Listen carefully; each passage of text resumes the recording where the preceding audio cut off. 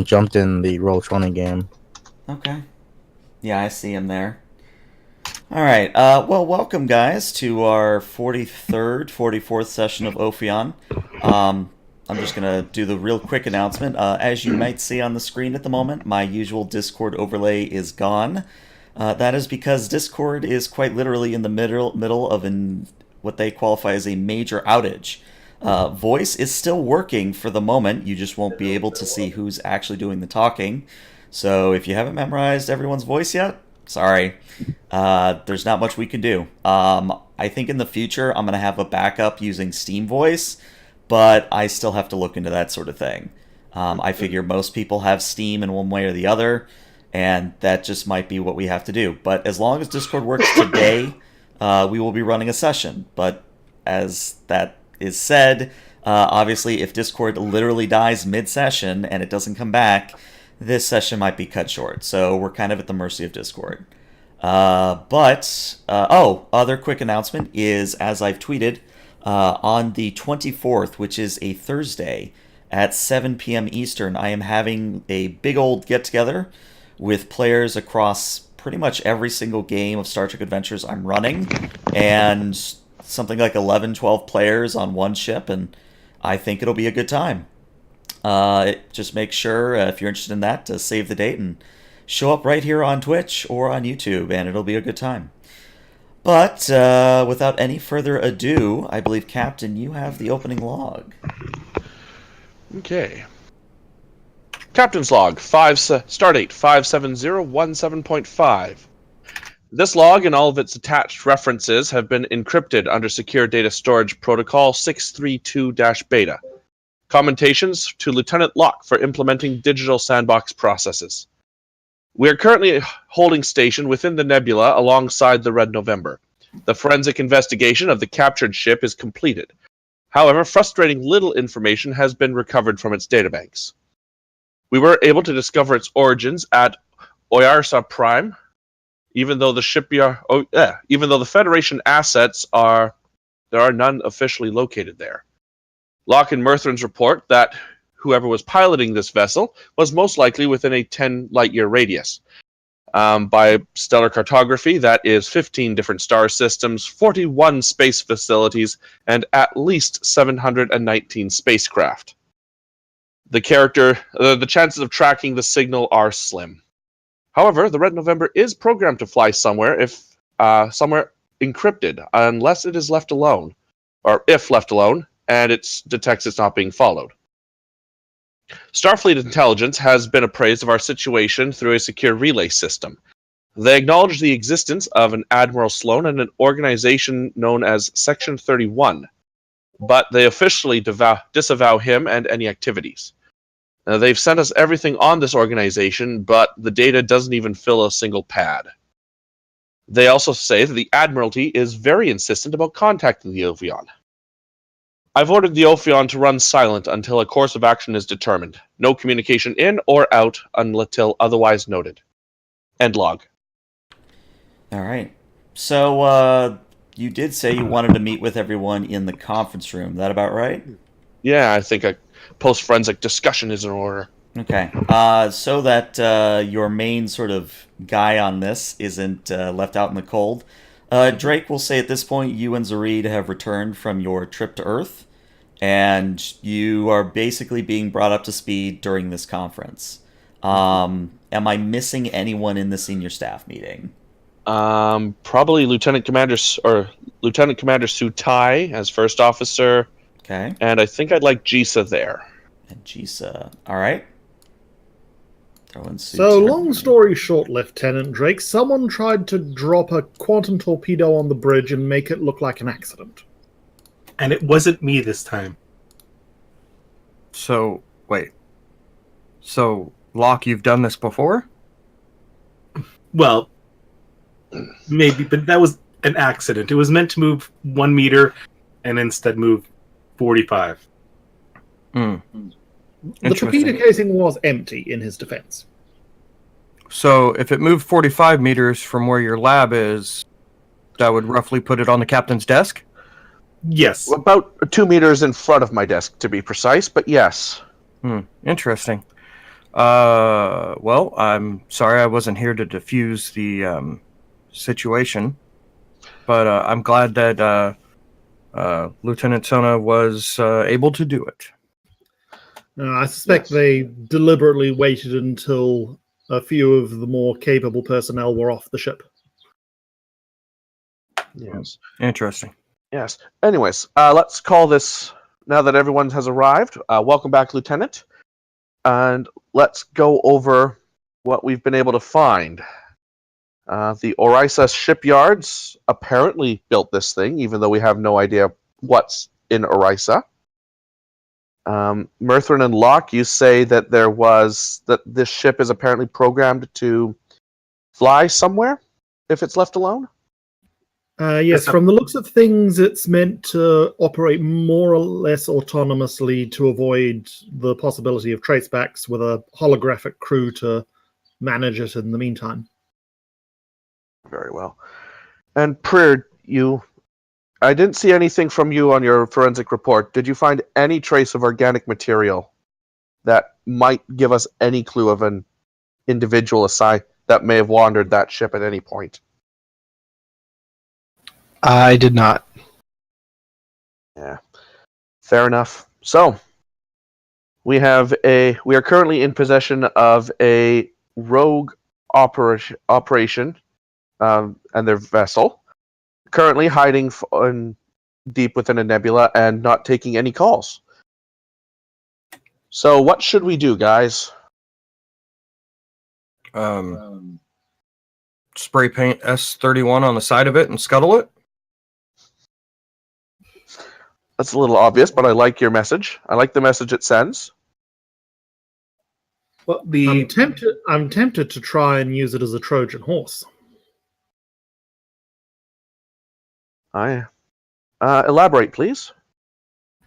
Well, this thing is programmed to fly back to wherever it is it comes from. If we leave someone or something on the ship when it leaves, I see. we could And then even do one better. If we put its sensors into kind of a diagnostic loop and create a blind spot in it, it wouldn't detect our ship, and we could follow it, and it would just presume it is being left alone, follow it, and therefore not abandon a crew member. The main thing would be make sure we didn't give away our presence when it went to warp. It's a little trickier hiding a pursuit at warp than it is at impulse. Well, I mean, I've used a technique before. It's kind of really low tech, but what if we take a reading of the sensors as they are with nothing around it and just basically play that through the system to where no matter how fast it's going or where it's going, it always thinks that it's completely by itself? Hmm. You basically spoof the sensor readings for it. Right. The Like alternative- I've used the technique to get into places that have security cameras or sensors as far as hacking into them and then basically turning a blank image back onto them. The problem with that method is it does leave us vulnerable to being spotted by anyone who's monitoring the ships being returned. True. So we won't surprise whoever is waiting for the ship. Well, it's an idea to at least get us close enough to figure the next part out. If I may, and I'm kind of just jumping into Ty here. Of course. These are all very good ideas. However, you must remember who it is we're dealing with. The second this ship became inoperative to them on their end, it might as well have been written off. They know it's been compromised. But They can no longer trust the integrity of the ship. well, which means one of two things. Either they don't know that the integrity was compromised, because knowing them, they would probably just destroy the ship remotely. They tried to. Or, They did try to. oh, well, Yes. you Well, guys we didn't tell me that circumvented part. it before the subroutine had a chance to implode the core. Well, then chances are they're already watching it and know what's going on around it right now. Eric, I believe our best course of action is to await rendezvous from Starfleet in order for them to take custody of the ship, and then perhaps proceed on to the Orion system. It is our only lead. This is a good point. There, I would can like to leave some kind of tracer on the ship itself, just so at the very least we know when it mysteriously disappears from Starfleet custody again. Is it possible to set some sort of create a radioactive isotope that will, with a relatively short half-life, that our sensors could be set to track? Possibly. I There's all mean, modify kinds the defector dish. I could probably irradiate the hull. I mean, this is a nebula, so it's bound to have left all sorts of icky stuff on the outside. So it's Yeah. an unusual radiation signature might not be amiss. I probably wouldn't be able to make something visible from long range, but I could definitely create something that would let us know for certain that it had been in an area. And I we could probably believe- also lightly test it with baridium, which can be detected a couple sectors away. That would give us that way we could monitor it as it goes. Maybe at least find out where it's going. I was just about to suggest that, Mr. Locke. Yeah, it'll be a balancing act between creating something we can find easily and something that won't be too obvious that they'll spot it and scrub it. Ooh, I wonder. The problem is not being noticed following the ship, but being able to get there before anyone leaves. What if we rig up a kind of a very focused subspace transmitter for it that we can detect, which can act as a homing device if we, say, use the QSD. That way we can almost instantly pop over to its location, because the problem with the quantum slipstream is always not overshooting the destination, but if you have something tethering us or a location, that might be able to... That's actually not a silly idea. The problem with the QSD has always been that we've been using it to get somewhere we didn't already have a fix on. But if we have a very strong signal that we can home in on, we just have to port to there and know exactly when to exit the corridor. And they would be undetectable following the ship, because we wouldn't be following the ship until it reached its destination. Your idea has tuck it in behind one of the warp nacelles. They won't pick it up on sensors. but you just said it requires a very high, strong signal, yet we don't want them Only detecting when that it's it's activated. transmitting. But as soon as it is activated, it'll be a warning beacon to them as well. But is it something that we can activate from as far away as you're talking, or will it be that somebody has to be on the ship to activate it? Can we tie into the ship? Do we have the infrastructure to create a quantum entanglements communication system between us and the ship? GM, I'm guessing no. I don't think Ophion's quite that specialized. Yeah, the Ophion, let me just double check your system score, but you would need at least a system score, or a department score, sorry, of 3. Actually, yeah, you've got a science of 3. You could do it. All right. It would take a tremendous. So Mertrin goes, the Ophion isn't really equipped. Actually, hang on a second. Locke, do you remember the quantum test prototype from when we were trying to get the QSD running about 7 months ago? Yes, there was quite a bit of to maintain it. We needed to coordinate between the three ships, and we had quite a lot of instant quantum communication. I think we've still got a couple of quantum entangled pairs left over from that.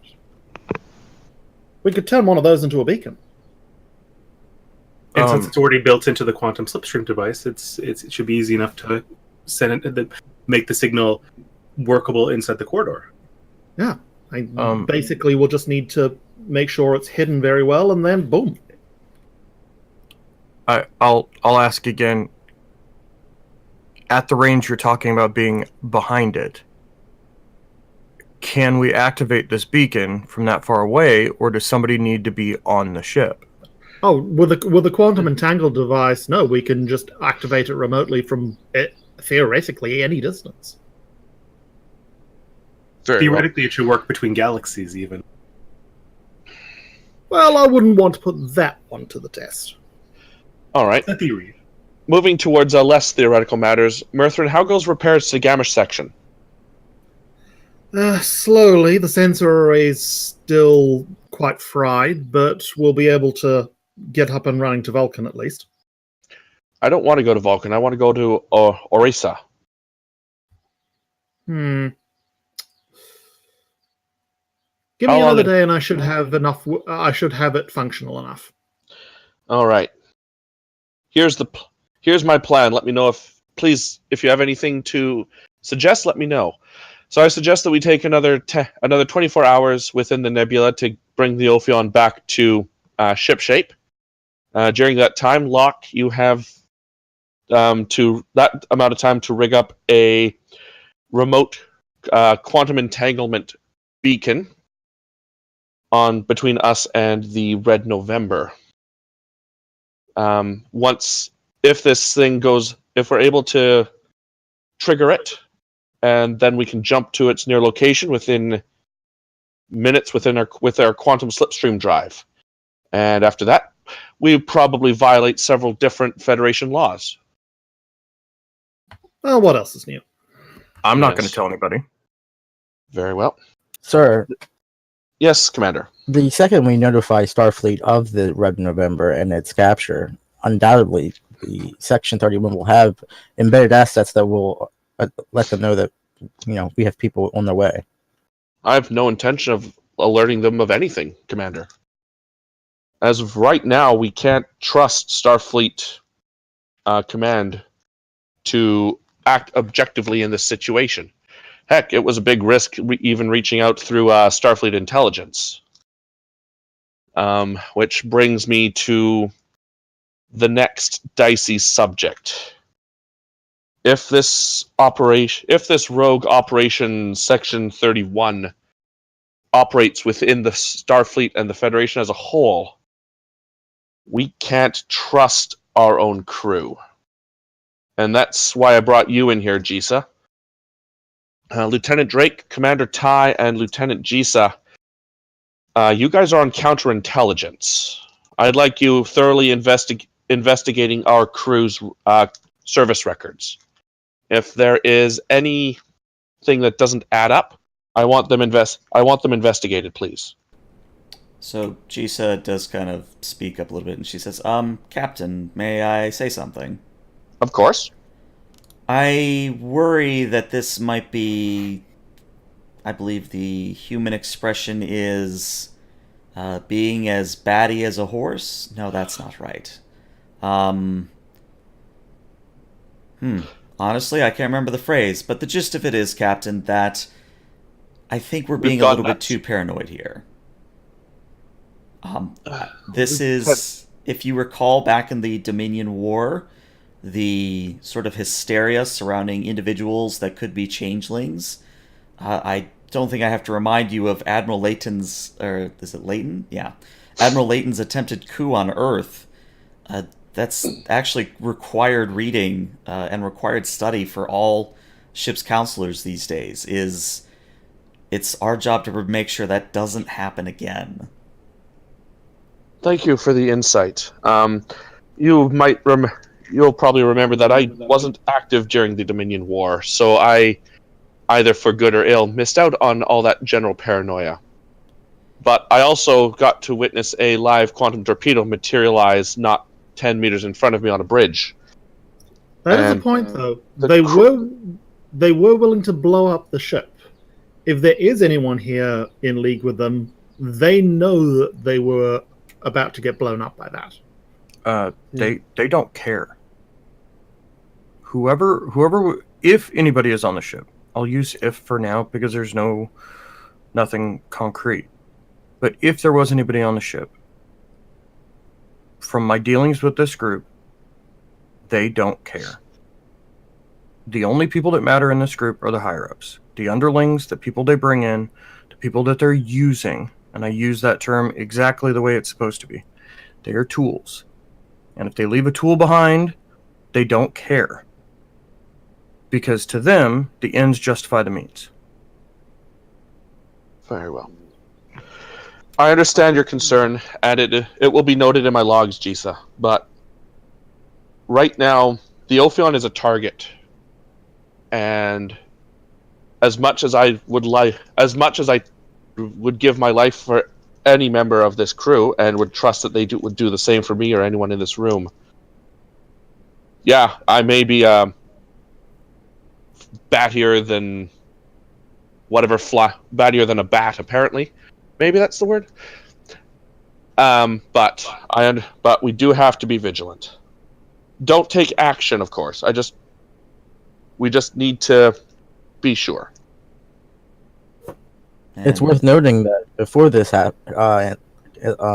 transpired, we recently took on a crew transfers. So we do have a bunch of unvetted personnel aboard. Yes, start with them. so Jisa frowns. It's actually rather uncharacteristic of her. You don't really see her frowning that often, and she says, "Very well, Captain, but I want it on the record that this is occurring with my official objection." Your objection is noted, and will be noted in my log. Thank you, Captain. Right, 24 hours, folks, and then we move to Orisa. And at which point, I'm just going to look at Locke and say, "Are we sure it's not the Rysian shipyards? Because that would be a far more interesting place to visit." We're not that lucky, Captain. No, we're not. Yeah, Captain, get your mind out of the vacation.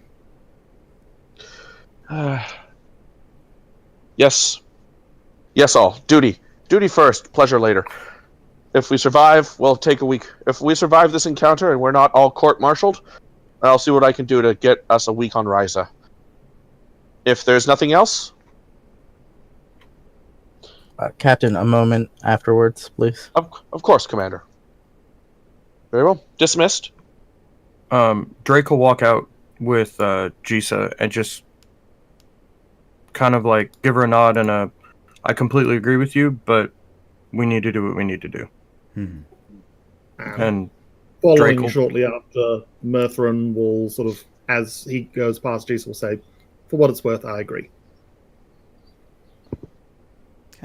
And then Drake will probably go to the security office to start doing what the captain just asked him to do. Okay. So is anyone else lingering? Locke, Priya, are you guys going off on doing your thing, or are you lingering a little bit? Off to do my own thing. All right. Priya will go to the bridge just for the heck of it. Okay, noted. Which leaves the commander with the captain. Yes, Commander.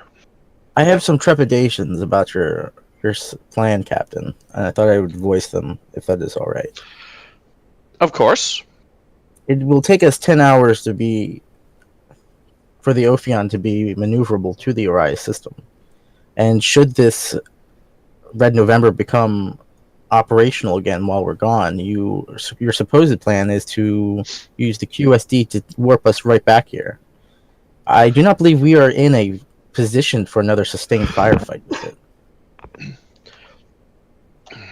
I'm hoping that wherever this Red November takes us, the beacon is not triggered. Will not trigger until we send its activation signal.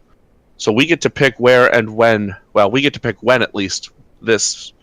We get to jump into the middle of wherever this thing's going. So, and I'm sorry, please proceed. and as much as I dislike jumping into an unknown situation, I'm really tired of being reactionary. I understand that feeling, Captain, but I also can't help but feel that this entire thing is based on hopes and not fact. This organization we're dealing with, as soon as this ship is back within their custody, they will perform intensive scans of their vessel. They will make sure it hasn't been tampered with in any way. Yeah, our window of opportunity is going to be very slim, if any at all. Best case scenario, we jump in, we disrupt their operation, and we jump right out, and somehow doing so, convincing them that it's best not to mess with us. And we will, at best, keep a tenuous ceasefire with them.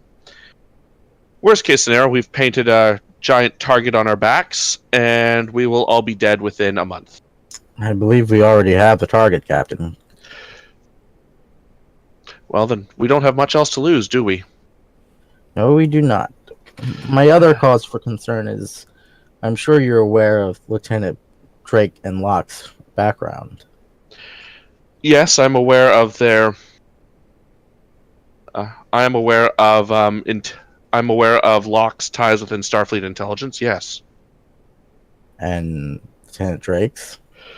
Mm, he shows us his record shows that he's a fine soldier, if somewhat a poor decision maker.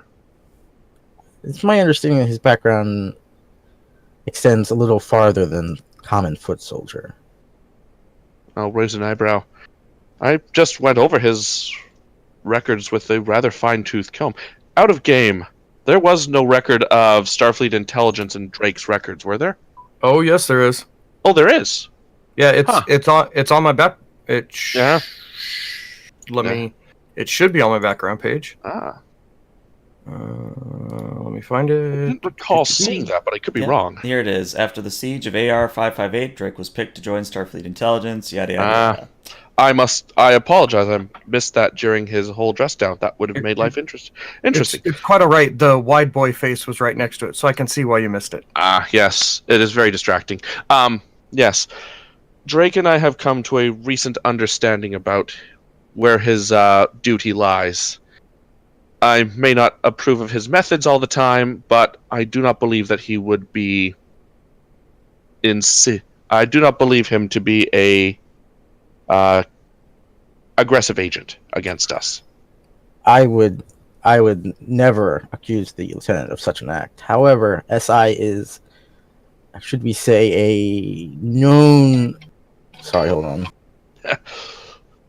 Is a known staging point for this organization. Perhaps either of them have contacts within it who could give us more information. Perhaps people that have been approached clandestinely. Agreed. Yeah, I will ask Drake. As I was looking through his record, there was a individual whose name stuck out to me. I will speak with Drake at some point in the near future. Very well, Captain. Thank you for alleviating my concerns. Of course. And by the way, Commander Ty, you are performing your duties as first officer very well. I appreciate the compliment, sir. Dismissed. Thank you.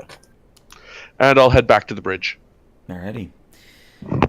So who do we want to do first? You know what? Let's go with the eggheads. So, Locke and/or Murthrin, your task here is to set up a form of quantum entanglement between yourselves and the Red November.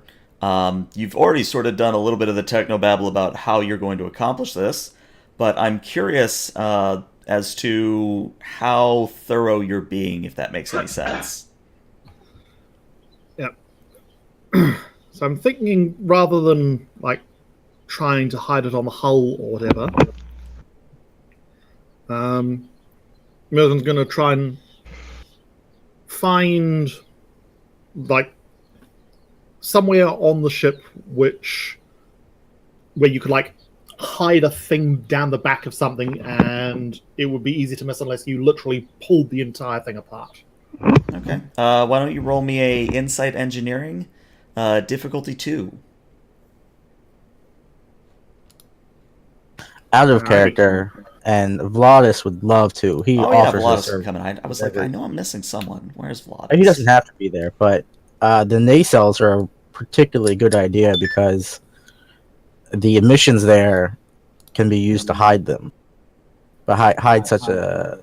It's very difficult. And if you're on a ship in the middle of flying around anywhere, you can't exactly disassemble the nacelles. Although this thing does have 4 nacelles, so it probably could. Yeah, actually, space walking out there and putting it on like a vacuumed area of the hull would make it hard to detect, unless actually also basically like find like a panel or an edge that you could hide something behind in some damaged area. Like this Alright, is so- bound to be blasted off panel. May as well get Perhaps the somewhere third dice. near the deflector dish. You would get feedback and reflections from any scans that would Keep scan the that area. technobabble up while I check my talents. Okay. Yes, agreed. Because as the deflector dish is cycling, it would cause periodic interference, which would make it hard to get an accurate and detailed scan. And Here's a any misreadings there or detections of the device could temporarily be dismissed as an anomaly. All right, back. Due to I head the up behind the captain's chair. Sorry. Yeah. So, yeah, Murthrin, what they're saying makes sense. And sure enough, as you look at the scans and the schematics of the Red November, you realize that there's actually quite a number of locations. You could hide it in the nacelles, no problem. You could hide it quite literally on the back of the warp core. The captain's chair is another good location. And for shits and giggles, there's also the replimat on deck 2. Huh. Yeah, so because this replimat's missing. That's interesting. This replimat's missing its food processor. Well, I mean, there was no crew. I suppose finishing assembling the replimat was fairly low in the priorities. Their frugality is our opportunity, and he sort of slots it in where the biofood filter processor would go.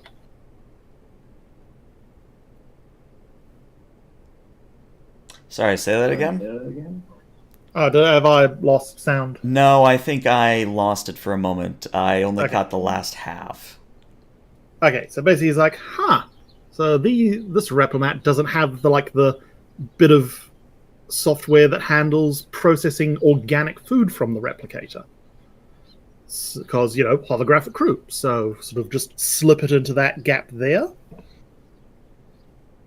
Okay. If you were to design a ship to be, pardon the trumpeter, drone ship, remotely controlled and crewed by holograms, why would you include replicators at all in the initial designs? Replicate emergency parts. Okay, I could see that. But So, oh, go ahead. But still, you would just design a completely barren interior hull. I mean, from what I understand of the stands of it, it's been designed with actual organics in mind. It's odd. You would need necessitate doors or quarters or even labs if this ship has singular function. The less my guess is that if they leave out the unnecessary components, less of a paper trail to hide. I could see that they have to design the ship, making it look like this was intended for something else. Yeah, order bits of a replicator from here, bits of a replicator from there.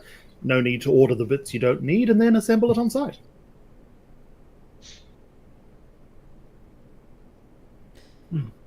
So what I was going to say, Locke, remind me what your focuses are, because I think I might have an extra bit of information for you. Focus is communication interception, computer hacking, data analysis, espionage, gadgeteering, slipstream dynamics, and targeted.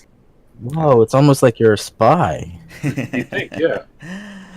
So the first one is what's going to really come into play here, and this literally just occurred to me not moments ago, but there is the option of quite literally swapping out your quantum entangled particle for the one that's in the Red November, and you could turn the Red November into your own drone ship. Oh. That would kind of defeat the purpose of allowing it to perform its function as to returning to its origin or wherever it's programmed to next. Because essentially we would be taking control of it that way. Well, it would be one of those things where the subroutine that takes it back to wherever it's going, unless you specifically disable that subroutine, it will still activate after a certain amount of time. Interesting. But then they would know something was up when they attempted to reestablish their quantum connection back to it, and would be unable to because we would have the other entangled pair. Yes. But they wouldn't be able to actually figure that out unless they literally pulled the entangled particle device apart, and that would destroy the entangled particle in the process. they could possibly chalk it up to a communications malfunction due to the battle. Yeah, And so would know otherwise. entangled particles are tricky to make. They would go through every other option before they tried ripping it out. From what I understand, they're incredibly delicate, and they are, and even out of character, they are susceptible to any kind of interference. That's why quantum computers are so, right now they're unfeasible, because any kind of interference from outside the case jostles them. Yeah, I would figure Fortunately, by we have Star Trek technology to yeah. just suspend it in force fields. Exactly. Yeah, I figure by this time, the reason why we don't see quantum entangled communication is partially because when Roddenberry wrote the quote unquote Star Trek Bible, that wasn't really a thing as far as I'm aware. And even in the Mass Effect universe, where they have, less advanced technology than Star Trek in some ways, it's only really on 1 or 2 ships that this works.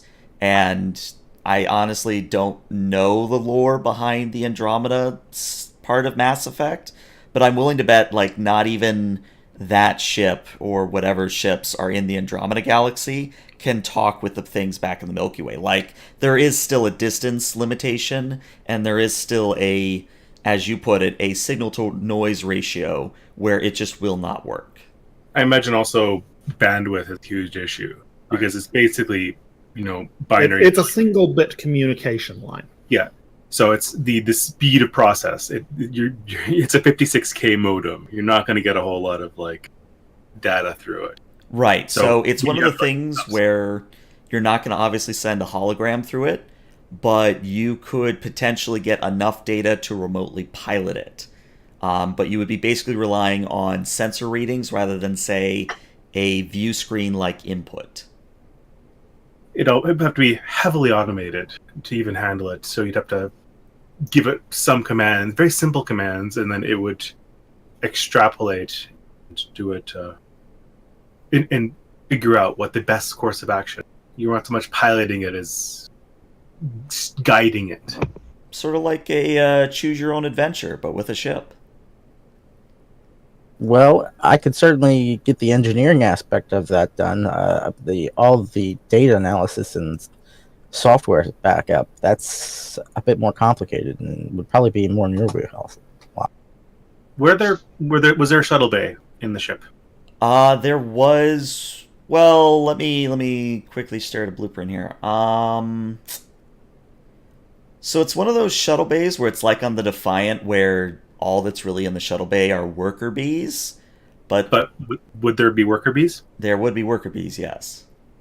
So I believe we took the main communication dish offline, or at least the external communications, so which would explain why they can't contact the ship. But if we instead contacted the worker bees in the shuttle bay and had them rigged up to communicate on the internal communications channel, we could communicate with the quantum entangled particle that way. It would be unnoticeable from them. They would be able to communicate with the ship, but they chalked it up to the damage we did. Meanwhile, we'd be able to communicate because we'd be talking to a completely different ship, which is just linked, hardwired.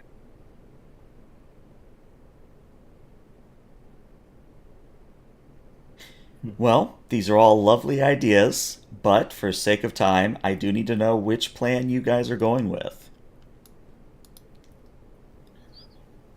Right, so Vladis is looking to the 2 senior ranking officers here for input. And It is Murthrin's call. So we've got the quantum device. Are we stashing it somewhere, or are we replacing the one that's on the ship? That is your call, Commander. Are we turning this into our own personal drone, or are we just using it as a beacon? If I may interject, the captain did order a specific thing be done. Oh, yeah, he did. Yeah, let's do what the captain ordered.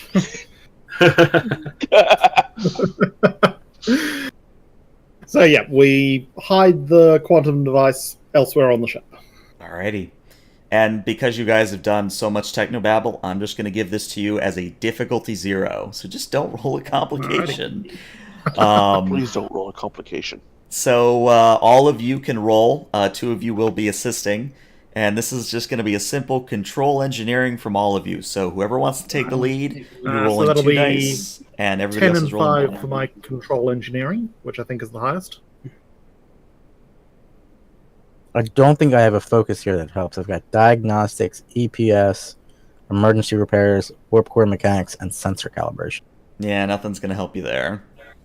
Gadgeteering and subsystem dynamics could arguably. I'd say that those could apply in a roundabout way. Ship power systems and particle physics. Particle physics for sure. I will assist Mirthrin. Control engineering. Stellar rolls so far, I just have to say. There we go. 2 momentum. All right, so yeah, you get the 2 momentum, and sure enough, you stash it wherever you would like. And just so I know, I don't think it'll come up, but where are you specifically putting it? I think the Alright, deflector dish is the best possible. Yeah, let's squirrel it away in the deflector just. The big round thing on the front. My chief engineer, everybody. He went a little bit Packlet there. He's like, we make things that go. I was going to say a little bit Porky Pig, but... Oh, yeah, true. All right, so with you all working on that, we're going... That's all, Starfleet. With all you working on that, let's go to Prier. So Prier, at this point, I'm curious what you would be up to as all this is going on. Would you still be on the bridge? Would you be back in sickbay by this point? What are you up to? I'll stay on the bridge unless there's a medical emergency that makes me go otherwise. Okay. And I'll say you're with the captain then. So let's put you guys on the bridge, and I'll juggle some tokens around. So Locke is not currently there. Vladis is working with Locke. And we'll just go ahead there. All right. So while this is all going on, where would Prier be sitting, I wonder? He'd probably be over where Locke would be. So Captain, at this point, as you have ordered, the communications from both coming to and from the Ophion have been severed. And I'm curious, have you told the entire crew about this? Or has it simply yes. been... Okay, so how have you told the crew about this? Due to it would have come as a memorandum from Captain Barton Skull, among the lines of due to a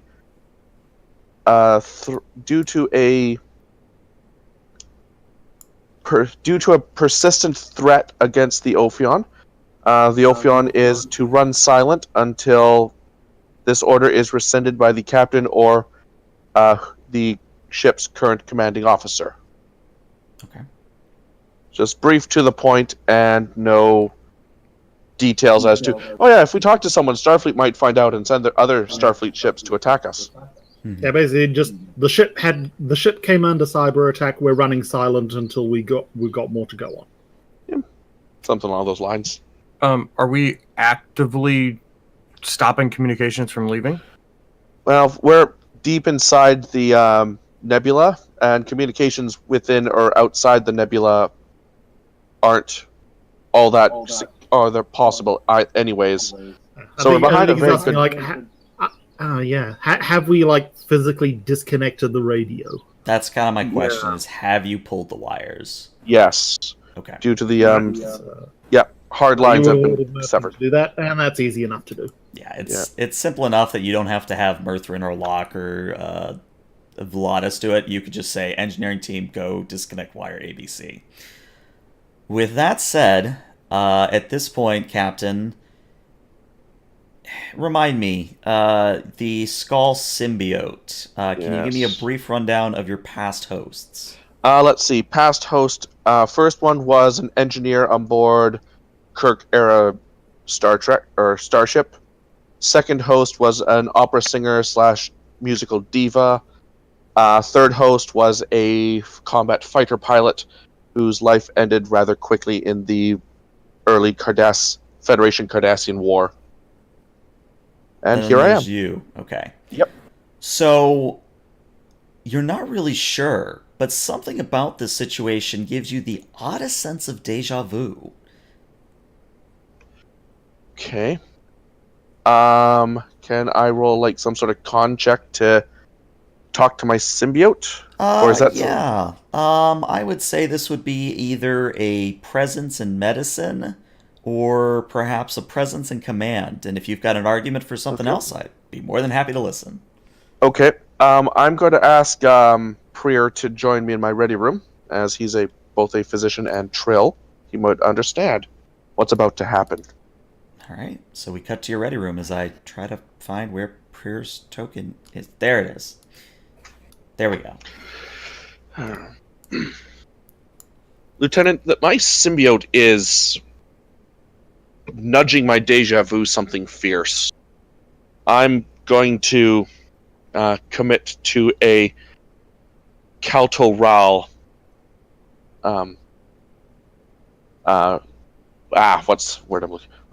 Calto-Ra meditation for the next hour while I try to see what memories it might hold that it's not telling me outright. If you don't mind just keeping an eye on my vital signs, make sure I don't go into a full coma, I would greatly appreciate it. Absolutely. If you start Also, to slip, I'll pull you out. Also, if I start singing opera or go racist against Cardassians, please tranquilize me and don't record it. Understood. And you said that was a... Either a presence and command or a presence and medicine. And I'm going to make this a difficulty 3. Okay, I got presence and commander's best. I'm going to spend a momentum on that. Okay. Let's see. Would I have a focus, or could I just use my Trill as an advantage to give me the focus? I'm going to say because of this nature of this task, the focus will be applied, but not because of your Trill talent. Okay, fair enough.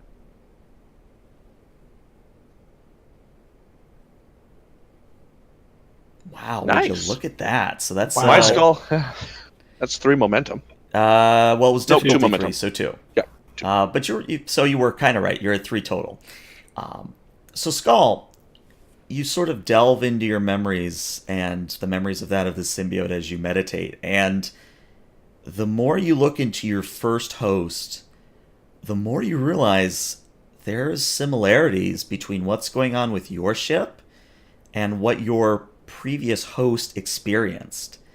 And it eventually culminates in a point, and I couldn't really find a good token for this, but it's almost like you as Barton are sort of overlooking your past self as he goes. Was it a he or a she?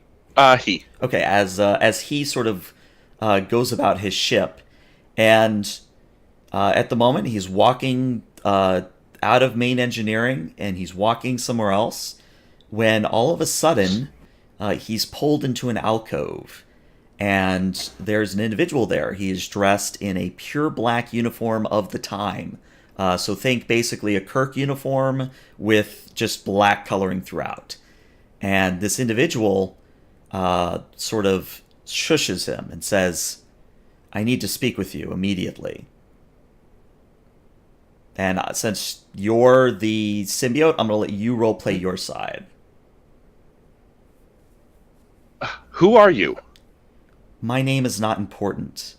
What matters is that despite the fact that you are a Trill, a certain branch of Starfleet intelligence requires your services. Okay. I'm basically looking him up and down. I realize he doesn't have a captain or any sort of insignia on him. Well, considering I was just asked to clean out the warp plasma ducts of the left nacelle, I think whatever services you can offer me would be far more interesting. Very well. Then your first task is this, and he hands you the TOS equivalent of a pad, and on it you see that you are to specifically rig the deflector to operate at a specific frequency. It's nothing that would disrupt normal day-to-day operations or anything like, say, disabling weapons. It simply is just retuning the deflector to a different frequency. I'm going... Well, that seems harmless enough. I don't suppose you're going to tell me why? In time. In time. Okay. And I'm going to do this while grumbling. I'm still going to have to clean out the warp plasma conduits for the left nacelles, aren't I? And as this sort of scene evaporates from your mind, you return to the present. And I would say you have a very vivid memory of the face of this individual that pulled you aside. So if you wanted to, say, look them up on a computer database, you could do so. You betcha. I'm going to come out of my trance, and without even acknowledging that prayer was there, or that I might have been singing far louder than I should have been, get typing on my computer, accessing facial recognition software, etc. Okay. So as he's doing that prayer, you've noticed that something about the captain has changed his biosigns. There's a lot of activity going on between his symbiote and his brain. I mean, it's nothing dangerous. It's nothing, say, that you really need to be concerned about. But there is definitely a level of neuroactivity that is beyond the normal. Captain, I take it that your meditation... Not now. Working. All right. Let's see. Receding facial lines. Eyes were brown. He had thin lips. Nope, thinner. Darkish skin. I believe he was human. There. I think. Yes, that's him. All right. So you have a composite image. And at this point, Captain, I would like you to make a insight and either command or security. And the difficulty here will be a 3 as well. Insight. Well, considering I just gained a lot of momentum, I think I'm going to do it. Insight and command. Let's see. Subterfuge as focus. Sure. Cool. Well, with 3 successes, Nice. You've seen this face before. And where you've seen this face before, it belongs to one Admiral Sloan. Why the hell?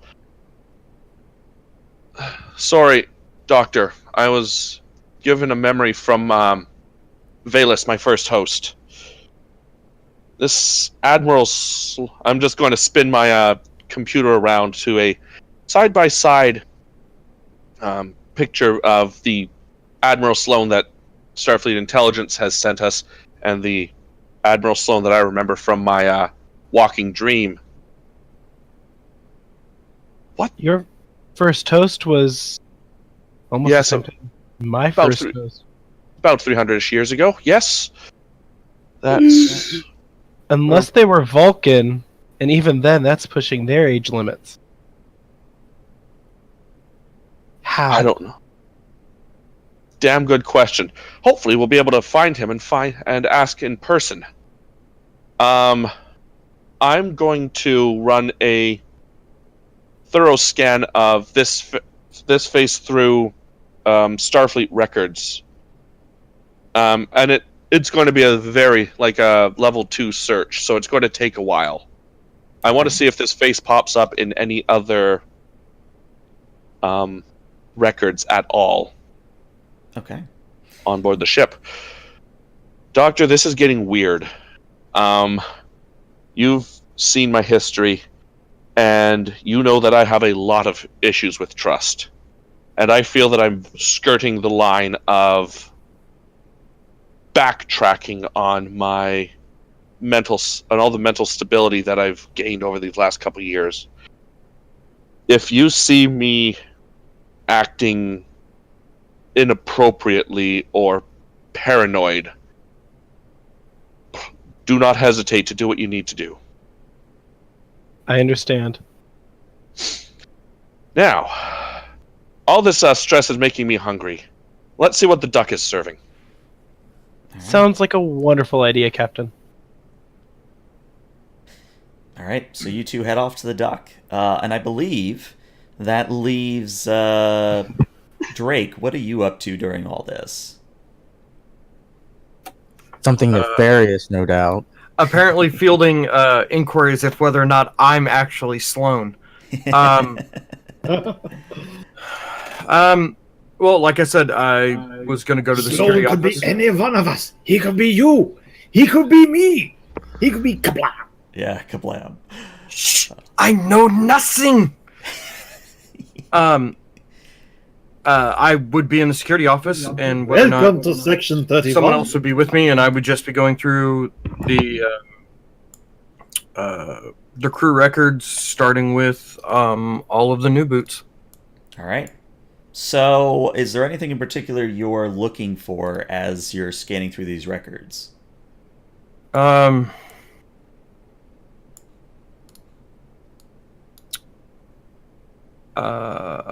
Let's see. Honestly, anomalies with where anything that doesn't line up. If they say they were posted to a certain ship that was in a certain sector when Starfleet records show that ship was nowhere near that sector, looking for anybody that was posted to the ship that Admiral Sloan made leave the distress call. Anyone that was attached to Starfleet intelligence, or to, hell, let's just go real basic. Anybody who was attached to the command staff or the assistant staff for pretty much anyone named Sloan. Okay. Let's see how to handle this. Let's have you do either an insight and con, because one of the lesser known features of con is its Starfleet protocol and things of that nature. Or I would say this could also be an insight security. Let's call this also a difficulty 3. Okay. I just want to say that incident you're going to notice in Vladis's record.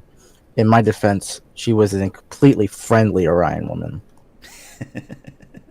That's okay. I also have to hand wave all of the security breaches, and by security breaches I mean the Dabo girls that the captain's been with. Okay. I guess I'll do insight and security. Okay. And would having an advantage help me in any way, shape, or form? An advantage would basically reduce that difficulty down to a 2, but I would need to know what the advantage is.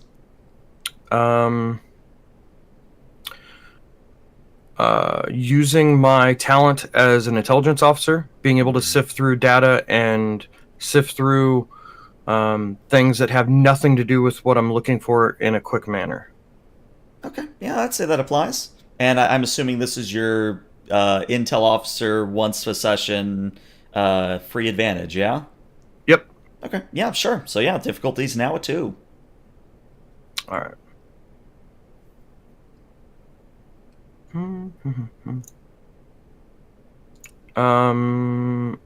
And I will spend momentum because this is the security of the ship, or at least that's what I'm going to tell myself. And I know I don't have any applicable focuses.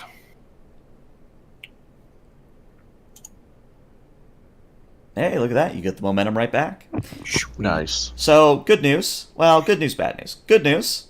You're not detecting any abnormalities, or shall we say Sloans, in any of the crewmen's past.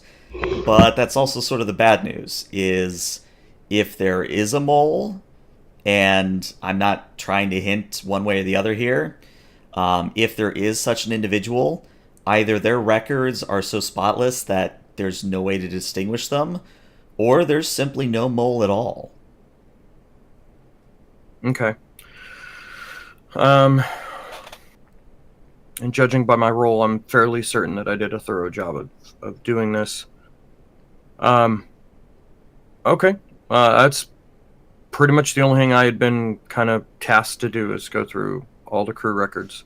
Okay. And I'd say that probably takes a good amount of time to do so.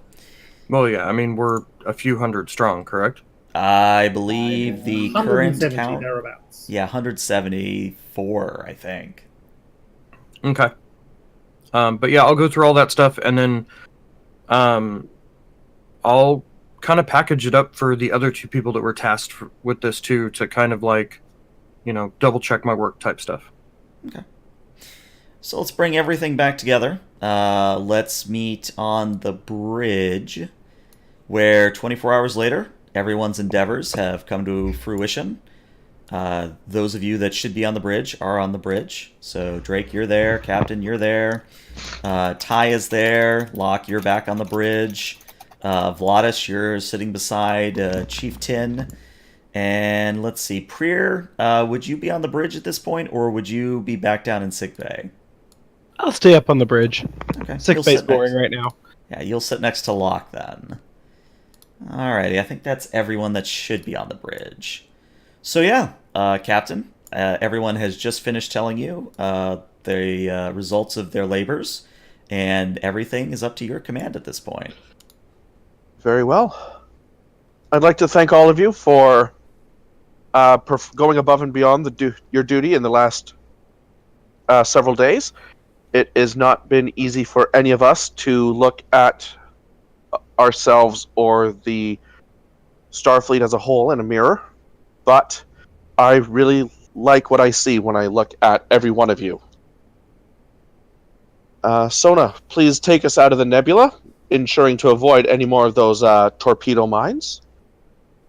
And once we're clear, set a course for the Aureus Prime system and set course warp 7.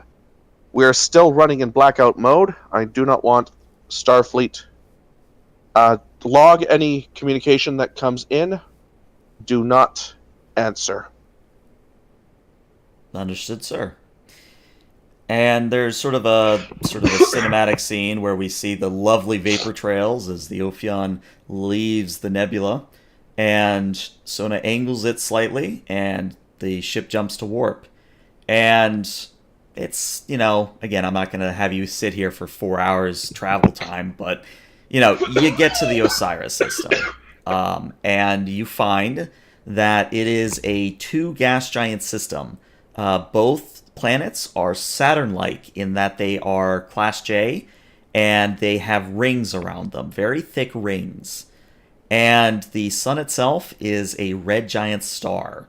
Other than that, your initial scans of the area do not yield anything, but you can certainly scan deeper if you would like. Yes. Very well. Sona, bring us into orbit around the outermost planet. And Locke, please begin a deep scan of it and all of its moons. Aye, Captain. All right. So, Locke, you're going to be rolling a reason science. The ship is going to be assisting you with sensor science. And I'm going to spend some threat here. I'm going to make this a difficulty 4. If I were to build a clandestine black site shipyard, I would definitely take advantage of either the increased radiation from that red dwarf or the ring, those peculiarly thick rings along those gas giants. I'm going to buy an extra momentum of the extra dice of the momentum. Okay. An extra Real? momentum. My money is on the rings, Commander. All right. So you did get 3. It was a difficulty 4. So do you have Does any the way... ship assist? Oh yeah, where's the ship assist? Let's get the ship Waiting for assist. that. I can roll the ship. Alrighty. Sensors plus science. Preer's also sitting next to Locke, so he could assist if Locke would like. Well, There no we go. need. You get the 4 you need. Yeah. Locke, between everyone pretty much guessing what I'm about to say, sure enough, you check the rings first, and you find that nestled deep within the sort of icy rocks and other sort of debris that make up the rings, there is indeed a power signature, a Federation power signature. It's very low, but when you redirect your sensors to scan more intently, you find that there is a structure about the size of a dry dock that would fit the Red November. I am detecting what could very possibly be a dry dock, Captain. Very well. Good thing we didn't take bets, because that was easy money. Right in those rings. Now, Locke, we all know my stance on gambling amongst senior officers. Sona turns and says, only do it on Tuesdays? Close enough. Bring us around. Bring us... let's see. Bring us to within 5,000 meters and prepare a full scan of this system. Lieutenant Drake, prepare a boarding party. Aye, What- Captain. Music to my ears.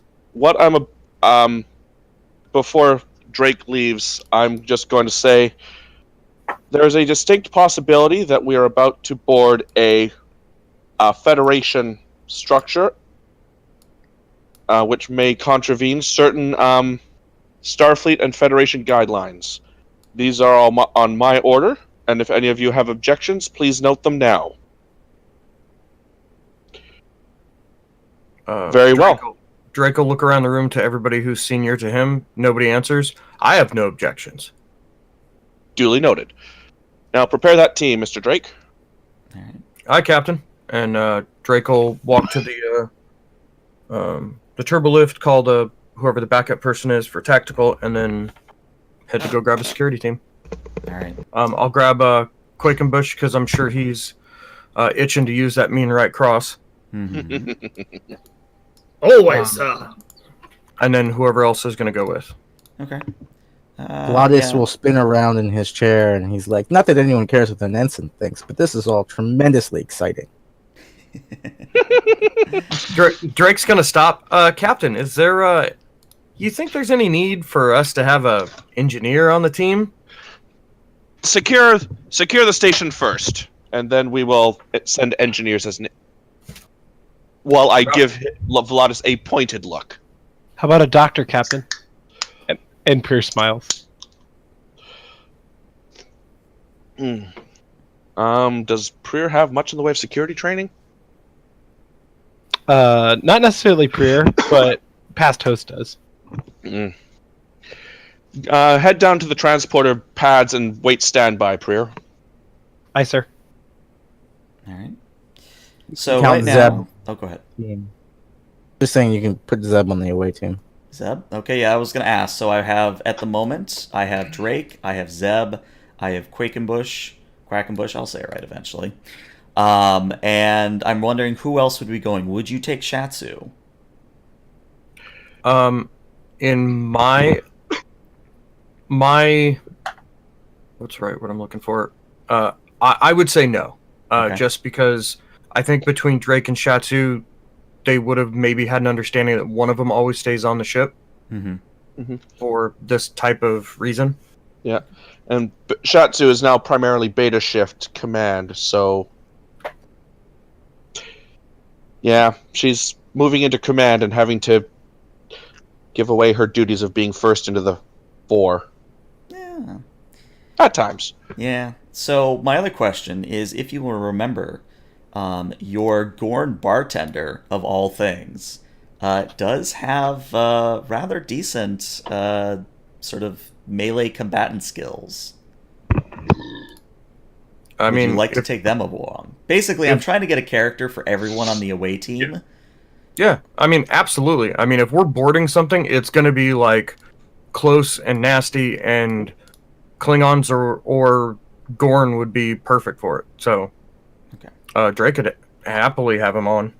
All right. He also mixes a mean Cerulean sunrise. He does. That's for after we take control of the station.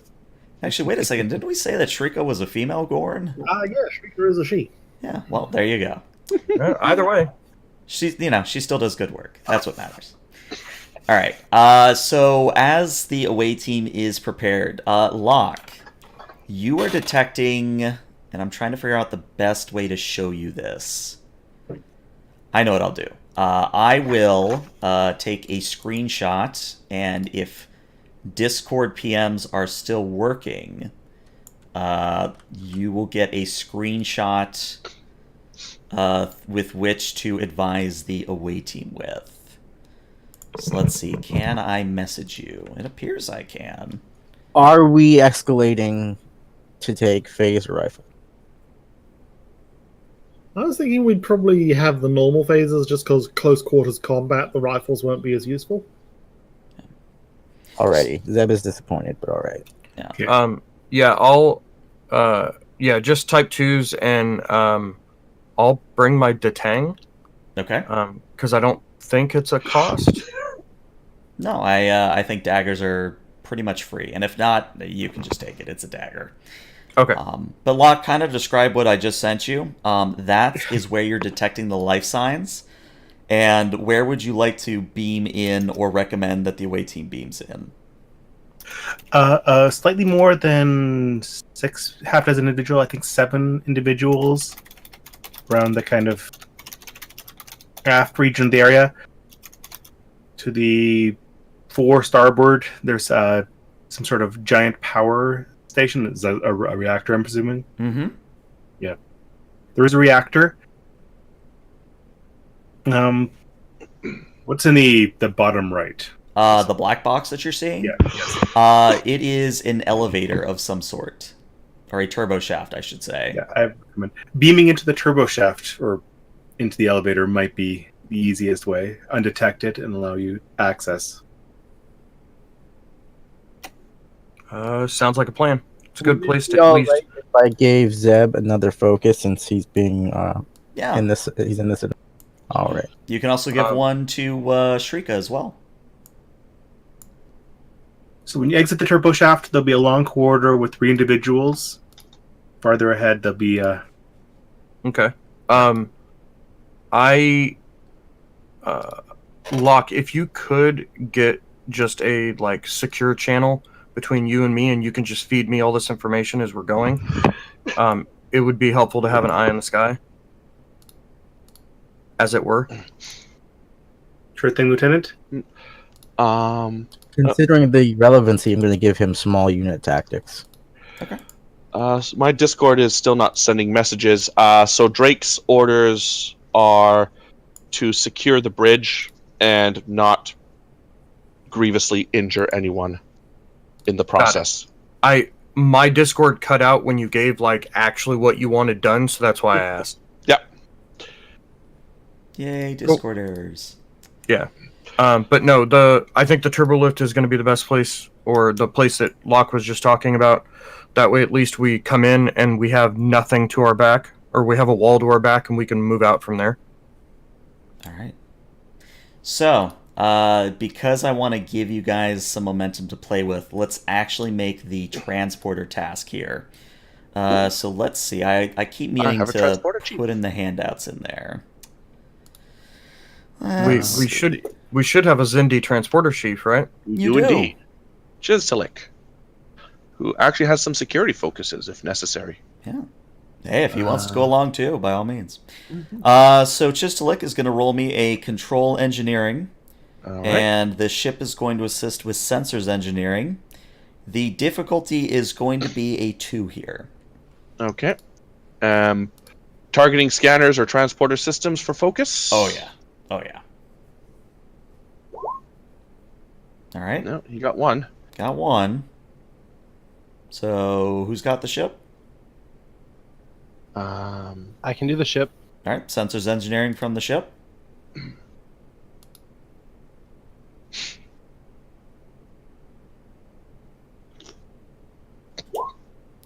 Okay. So we have an option. You can succeed at cost. However, let's say due to size limitations, you would have to split up where the away team beams in.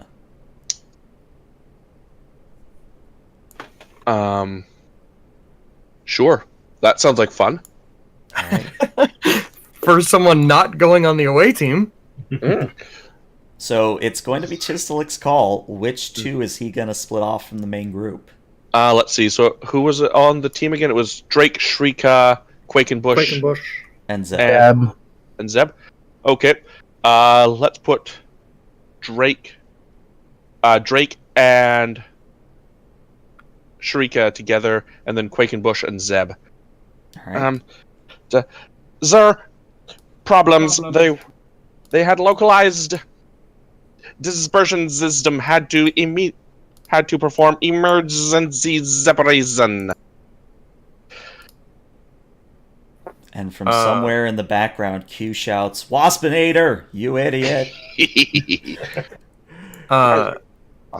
Drake will nod and all right, then we'll split. Quackenbush, you'll take Zeb, and I'll take Shrika, and we'll meet up as soon as we can once we get on. Cool. All right. So, as you beam over here, dynamic lighting is enabled, and I think I set up lighting appropriately. So you guys should be able to see this in some way, shape, or form. Oh, lovely. Oh boy. So, we're going to start with Quakenbush. I'd reset your injuries, right, Quickenbush? Yeah, that was what I was saying. Reset your injuries. You should be at full stress. Message Drake and be like, Quakenbush and Zeb ended up right in the command center. They seem to be outnumbered. Yeah. So, Quakenbush, as you and Zeb materialize, you find yourselves in what equates to a small landing that sits across from a massive power reactor. It's not unlike a TOS-style warp engine in that it's very bulky, it's very, shall we say, robust, and even the paneling and sort of design of this general area seems to be TOS era. But what's probably the most important thing is you see these individuals that are labeled Mako. They are quite literally kitted out in armor, phaser rifles, but there's also an individual that looks like an engineer currently working on some form of panel. But when you beam in, you have all of maybe a second to react before the sort of combat breaks out here. All right, so Quakenbush's first reaction will be, well, split second reaction, so I guess he's just going to raise the phaser and aim at the closest Mako guy. All right, so go ahead and roll me your control and security, difficulty 2. And actually, you know what? I'm going to make this a difficulty 1 because you have surprise on them. Alrighty. And while you do that, I'll get everyone into initiative order.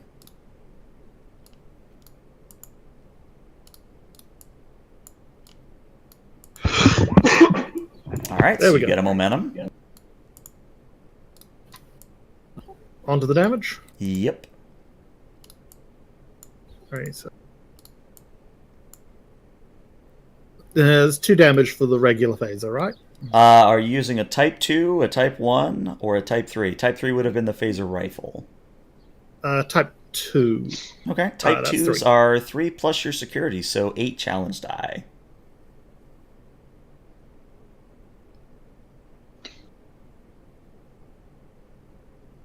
Oof. All right. Not bad. So, you drop low, you take a knee, and as a shot flies over your head, you fire your phaser into this individual's armor, and he just barely maintains consciousness. But you feel like another hit like that, and he'll go down. So, cutting to Drake and Shrika, you guys materialize sort of in that turbo shaft, and you would hear the sound of phaser fire outside. But we are now going to start moving in initiative order. So at this point, I'm going to say that the Mako are going to move first. So the guy you just shot, he's going to actually come up to you, Quakenbush, and attempt to rifle butt you. So let me get his macro on here. So the number to beat is you need 2 successes on a daring security. Aha! My best roll.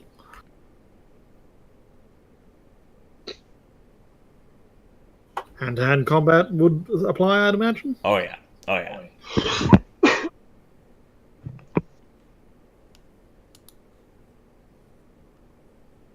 Haha! Wow.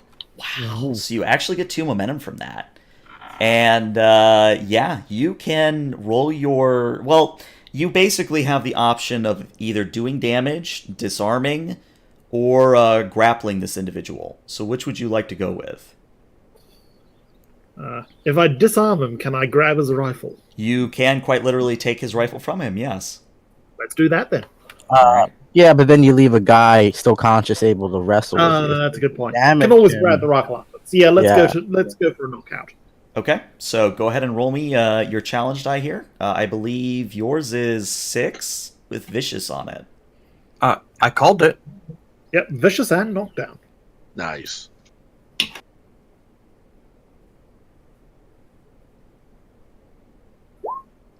Yeah, and that is enough. So as he comes in with the rifle, or the butt end of the rifle, he swings it down towards your solar plexus, but you're ready for him. You stand up suddenly, knocking the rifle aside, and you bring the palm of your right hand straight up into his chin and knocking his head back and knocking him out instantly. So he is unconscious. So I'm just going to mark him with an X, but X does not mean dead. That's how you fight, Limey. Yeah, and sort of swings around. What do you say? What do you think, Zeb? Just like that time we had. I've forgotten what are the soldiers from the Dominion called? I've already forgotten. Jem'Hadar. There we go. Yeah. Just like that time the Jem'Hadar tried to take over the ship, eh? They were a whole lot prettier, too. All right, up next is going to be the player's turn. Any one of you can go. Just let me know which one of you is. I'd like to start running that direction. Okay, so the door to what is on this map to your left is currently closed, and all you really have to do is either run through it or force it open. I'm going to run through it. All right, so go ahead and move. I'm going to open this up, and I'll put your token where you would end up, so you'll end up about here. Okay. Doesn't seem we're seeing your light. Let me see if I can fix that. I've got dynamic lighting on my side, Let's see. if that's what you're concerned with. Yeah, it's odd because the stream is seeing some of the dynamic lighting, but they're not seeing yours for whatever reason. Oh well, point is you can see what's going on. And what you see, for those who aren't able to see because of Roll20, there is what equivalates to a storage/office. There are 2 Mako individuals in there currently rummaging through supplies. And then, most importantly, you see this individual here, yes? Mm-hmm. He is a spitting image of one Sloan. It's not just stream that's having difficulties there. It's very messed up on my end, too. Yeah, I guess just for some reason Drake's token isn't hooked up. Yeah, I'm curious as to why. Huh. Yeah, has sight. Well, as long as I can see the guy I'm going to hit. I mean, I Move can Shriek see up. him. Maybe if with Shriek, the there we go. If I move Shriek There up, we you go. guys can see. Okay. I would like to... Does the spitting image of Anime Sloan over here, does he look armed? He looks like he's wearing a black uniform with a high collar, and he does appear to have a Phaser 1 on him. But you currently have the drop on him, so he hasn't really noticed you quite yet. Okay, and neither have the Makos, correct? No, but the moment you act, they will, and unlike Quakenbush, you do not get a reduction for surprise. Okay. I would like to Type 2 phaser this guy. Okay. Yeah, I would like to shoot him. I would like to shoot him a lot. All right, so that's going to be control security, difficulty 2.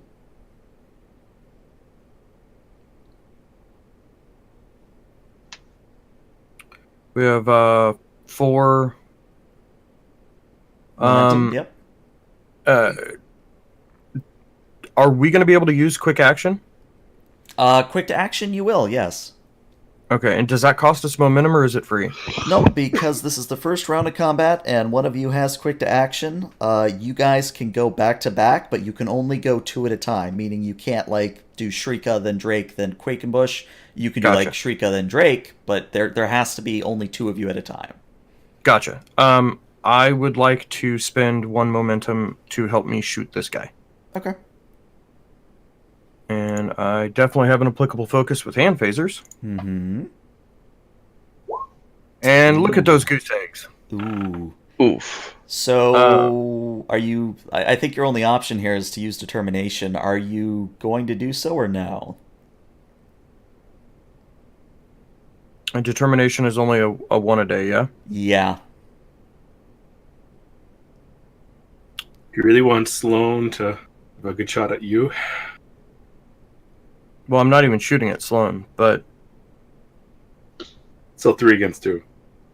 true. Yeah, I'll use my I'll blow a determination, and the value that I'm going to use is doesn't know how to fail. All right. So, you can re-roll those 3 dice and hopefully get something better. Now watch me fail. This would be very Panic of me.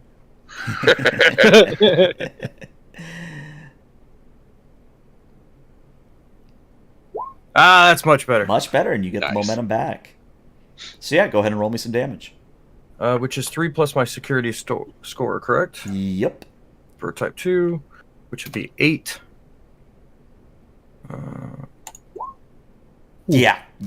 You hit this guy in the head. It is a clean headshot, and he just crumples on the spot. Okay. Alright. And then I would like to use quick to action to have Shrika go immediately after. Okay, so which one of you is piloting Shrika at the moment? I can do it. I can play her. Go for it. Okay. Let's see what Shrika's talents are.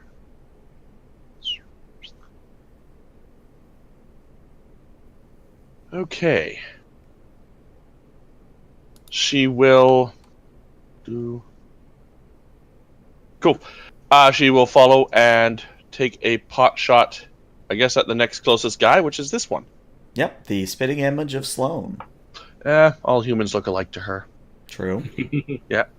Okay, so daring plus security for phaser. Control security Control. for phaser. I almost want to tell Shrika that if she drops that one, she can eat him. Let's see. She doesn't actually have any good focuses yet for this. Fair Did we enough. already beef her for her introduction? She's been beefed at least once, I can see, but maybe not recently. Yeah, she gets a new one because this is Okay. using her as a supporting character, so you can add All right. something new to her. Cool. Let's add improvised weapons for bar brawls, etc. Okay. As weapons. Okay. So rather than why does she have a batleth? I'm not going to ask that question right now. Okay. Security to applicable focus. Yes. All right. So unfortunately, Shrika aims and takes a shot, and either she just wasn't a very good shot, or this individual here is very wily. She hisses in frustration. All right. So it is now going to be the Mako's turn, and this one way up here to the top. So kind of describe a little bit more about this area. Each of these yellow sort of borders is a level. So where Quakenbush and Zeb are is the bottommost level. There's sort of that medium level, or floor 1.5, and then there's floor 2, which is above that. So the Mako on floor 2, way up to the top, is going to lean over the railing and is going to take a shot at one certain ensign. So let's see how well he does. Misses completely. And I'm actually going to spend some threat so that I can retain the initiative. As soon as I figure out which Mako that is. There it is. So the Mako nearest to Zeb is actually going to fire point blank at him. So let's see how he does. Survey says, yeah, he's going to hit you, and that is going to be a grand total of 7 stress damage to Zeb. Oof. Which means I believe you're going to be taking an injury here because you have exceeded the 5 at a time threshold. Yep. This injury will be lethal. So you have the option of simply going down, and you won't be targeted by anyone else for the rest of this combat. Or you can spend your determination to avoid the injury. I will And- spend the determination. Zeb does not go down Okay. ever.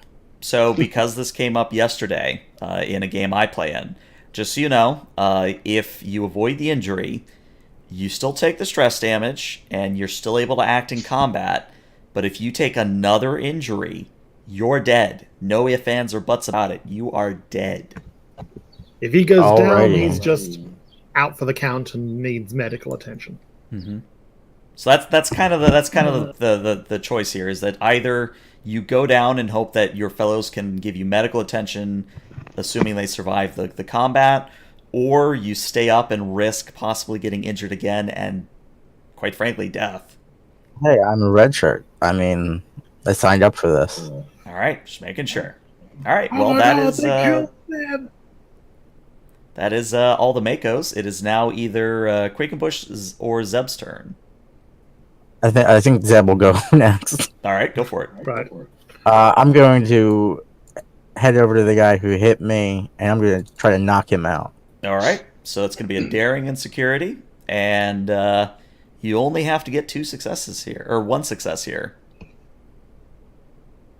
Can I spend a momentum for an extra dice? You certainly can.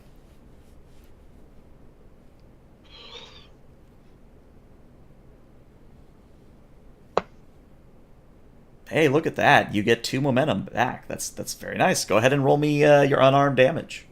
What's the how much is that? Should be 1 plus your security, so 6 for you. Should have gone with the phaser. All right. You do have the option of spending momentum to reroll those 3 zeros.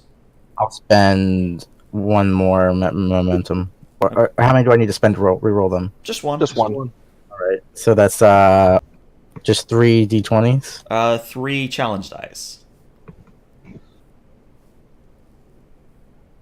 All right. Ho ho! So, Zeb, in an act of retaliation, you steel yourself as the pain rockets through you, as the phaser strike hits your side and leaves one hell of a scorch mark there. But you power through it. You rush over to the Mako and quite literally deck him across the face, and he spins as he crumples, and he is rendered no longer among the conscious. Let's see, which Mako is that? I think that just leaves Quakenbush. All Oh right. no, wait, there's the engineer guy. Yeah, there is the engineer guy. So, Quakenbush, you do have the option of retaining the initiative and going next, or you could wait. Let me just double check how swift action works. Because it's up in the combat spend here.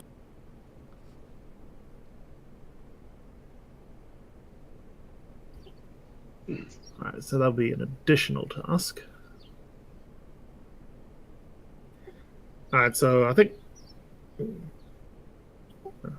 Would I be able to vault up the levels, or are they so high I need to use the stairs? I would say it would be a fitness and security task at a difficulty 1 to move up a level. Right. So I can't rush that guy in one turn. Right, so Quakenbush will say, Zeb, get that engineer down, and then he's going to vault up there and get behind cover, and Okay. he's going to do that as a swift action. Okay. So spending 2 momentum to do that. Oh wait, no, I don't spend it now. I spend a swift action when I do the next thing. Yeah, but I got what you're saying. Fitness security. Mm-hmm. Do I have... Would hand-to-hand combat count as this? Not really. No, this would be more like acrobatics or agility. Yeah, just a straight roll.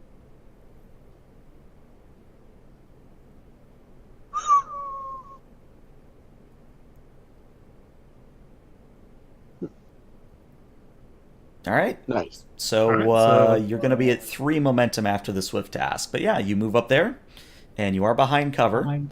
I will say, he'll though, from aim- this angle, he also gets cover. Yeah, so that will make it more difficult. But I will still try to fire a phaser up at him with a swift action. All right, go for it. So it's going to be control security, difficulty 2.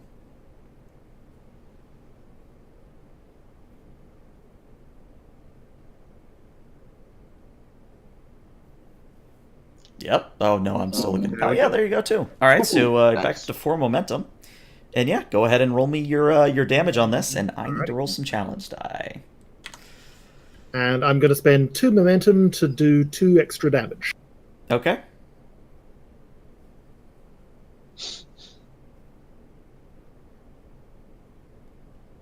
All right, so your total we is go. 5 at the moment. Do you want to re-roll those zeros? Taking him out in one before he gets a chance to fire again would be great. So I think I will. All right. Spend a determination, fight the good fight. Well, you can just spend a momentum. Oh, just a momentum to reroll all of them or one? All of the zeros, yes. Okay, I'll do that then. Oh, yes, no, that's right. Determinations for the actual D20s. Mm-hmm.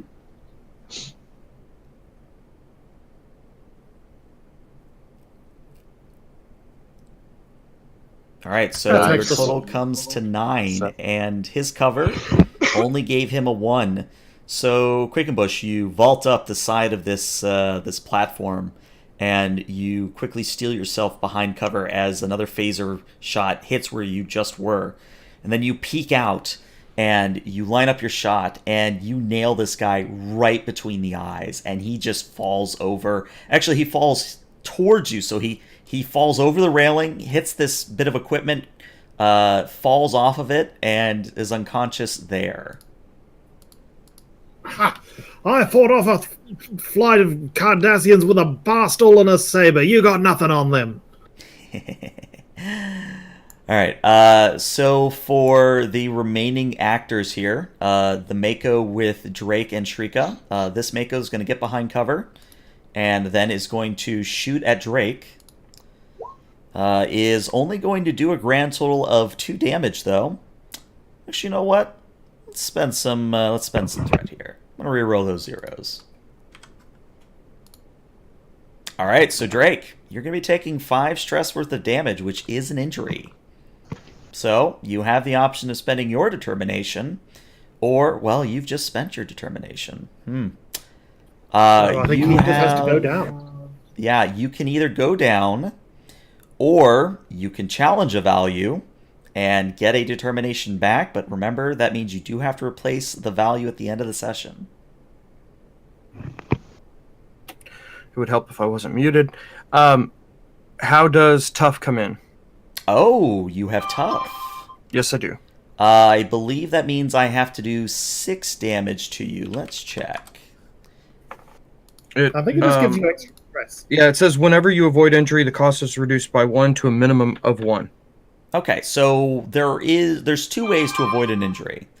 There's determination, or there's spending 2 momentum, which I believe in your case would be only 1 momentum. And we have 1 momentum. Okay. So for now, I'm going to spend that 1 momentum. Okay.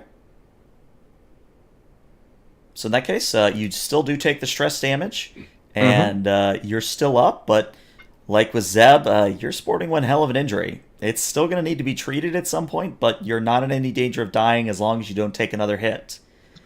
And I'm going to, because all of you have acted at this point, it's still going to be the enemy's turn. The individual who looks like Sloane is going to, unholster his Type 1. He's going to point it in your direction and say, I don't know who you are, but you made a mistake coming here. And he fires. So let me add his roll macro.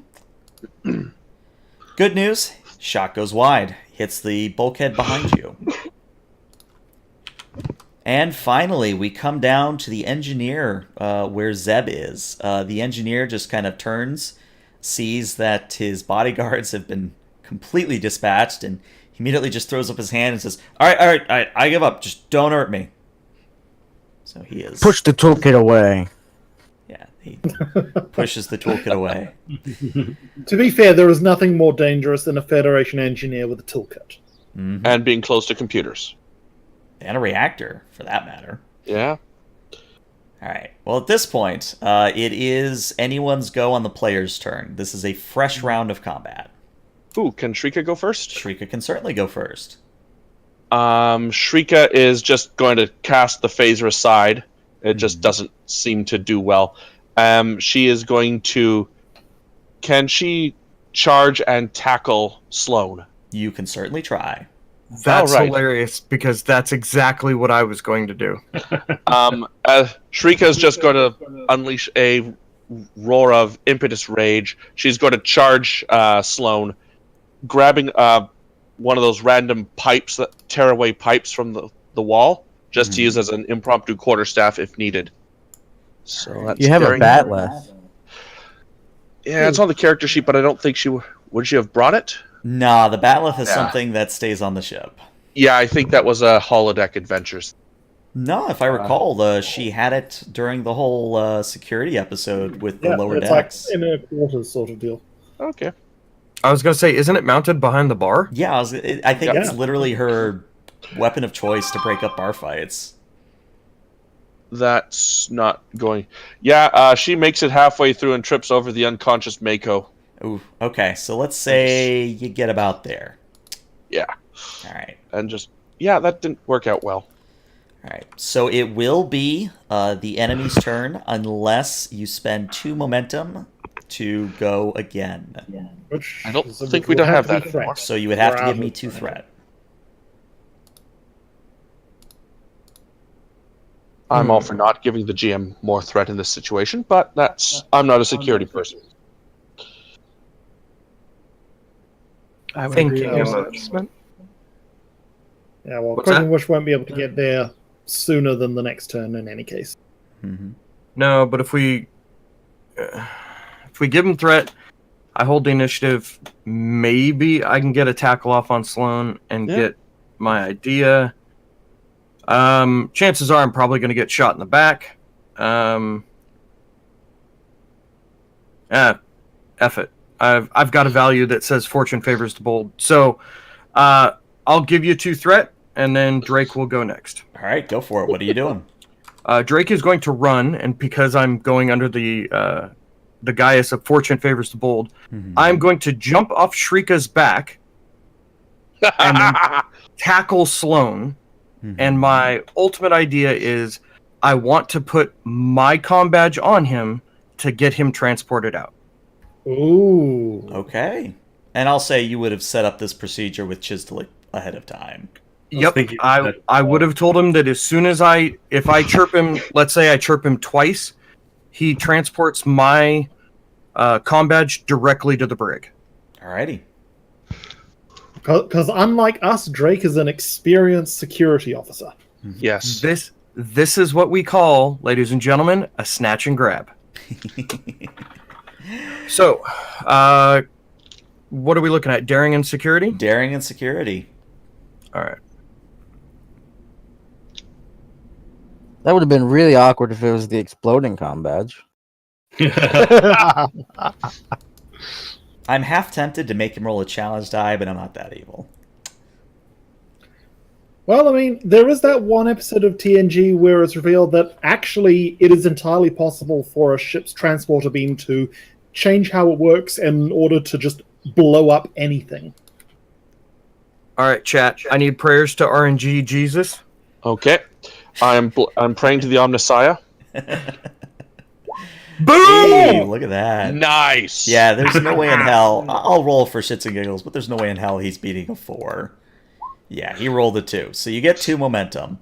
And yeah, I'm going to let you just. So go ahead, describe away. Yeah.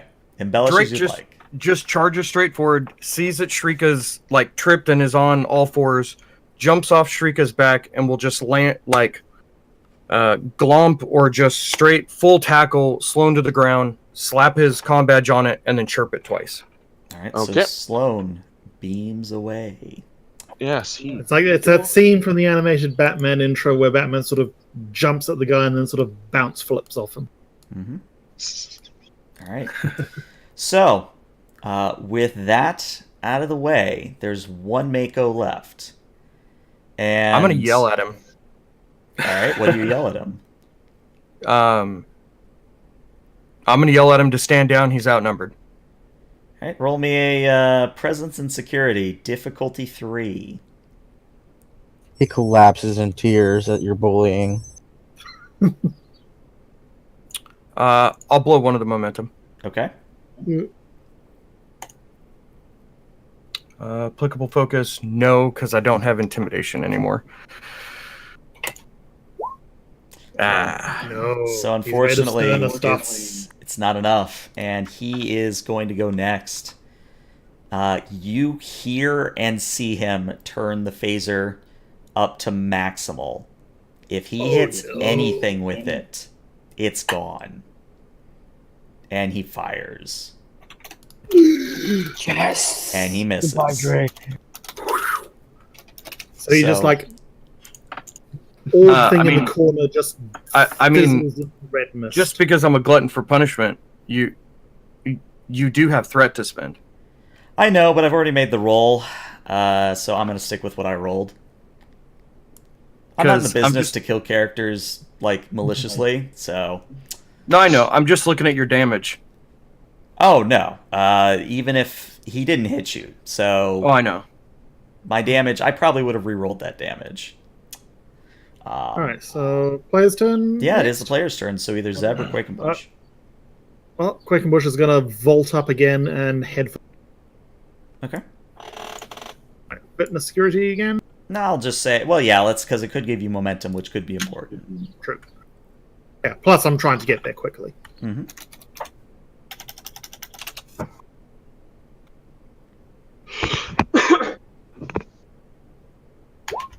Yep. All right, Zamp, so you get a momentum, and I'll say you can probably get to about... Yeah, right about there, actually, on your turn.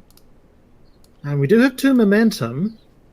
So I think I will try and take him out before he gets another chance to fire, and I will spend those 2 momentum we have for a swift action. Alrighty. And I will try and shoot him from behind with the phaser. All right, go for it.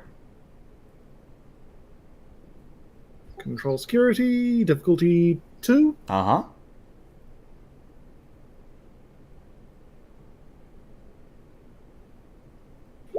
Nice. You do. Now you just need to roll enough damage.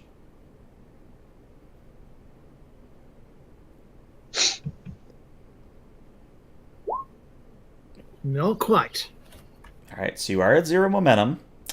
He does have some resistance. Would you like to give me some threat to re-roll those 4 zeros? Yeah, let's risk it. All right.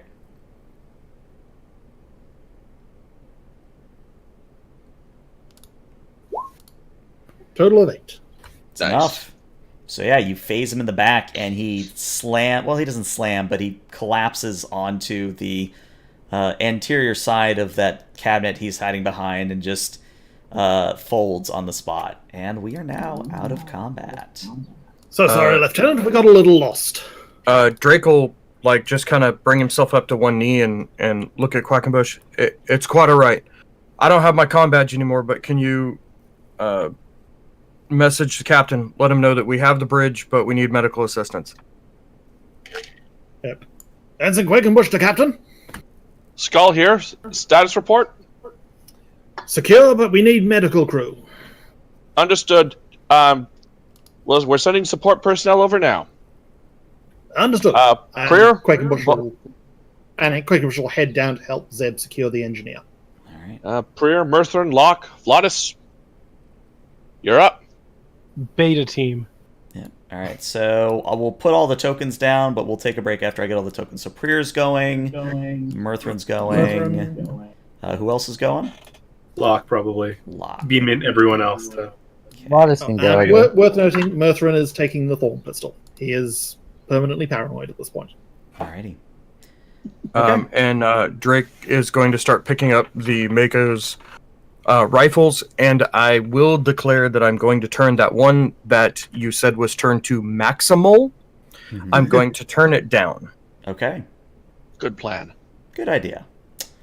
All right, and with that, we will take a 10-minute break. So if you guys could be back here in about 10 minutes.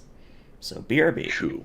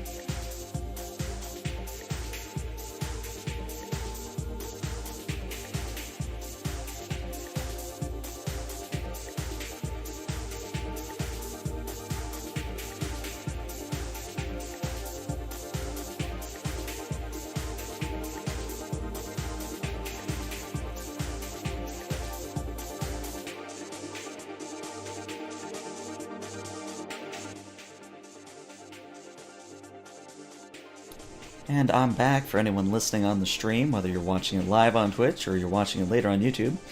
Hopefully you guys are having a good time. Just as a reminder, I do have both, well, how do I want to say this? First, let's say that if you have Twitch Prime, you do have a free sub every month. It comes free with Amazon Prime, so if you use it here, great. If not, hey, at least you remember to use your Twitch Prime. So many people forget to use it. The other thing I'd like to just sort of remind everyone is that I have, or so far I've released 2 mission compendiums on my Patreon. There is a third in the works. It is going to be surrounding the Adiona and the alien known as Andromeda. That one might be a 2-parter. I'm not really quite sure how I want to break that up entirely. I think it might be a 5 mission compendium followed by another one later on. But more details on that as we get closer to February. My goal is to either put it out end of January or beginning of February. Let's see what else. Oh yeah, just as a reminder, as I said at the top of the hour, or top of the session rather, we are going to be doing a very special sort of group session of basically this between all 3 games. That is going to be the Thursday, the 24th at 7 p.m. Eastern. And it'll be a good time. It might be a zoo because I'll have 12 people in it, but we'll see what happens. I think it'll be a good time. These guys are good role players and good players. Let's see. Do I have any questions in chat? I would say there is a option to join a STA crew without a headset. My games are all voice-based, but I know that people run text games of this.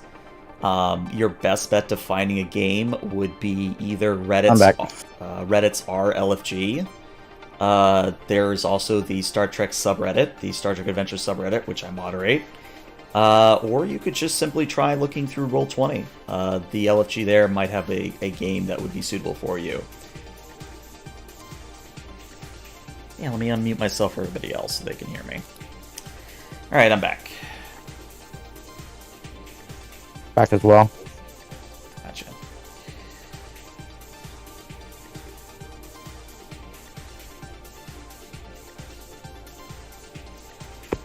I'm back. Welcome back. Happy to be here.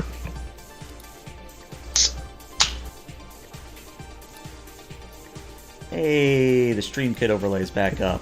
Awesome.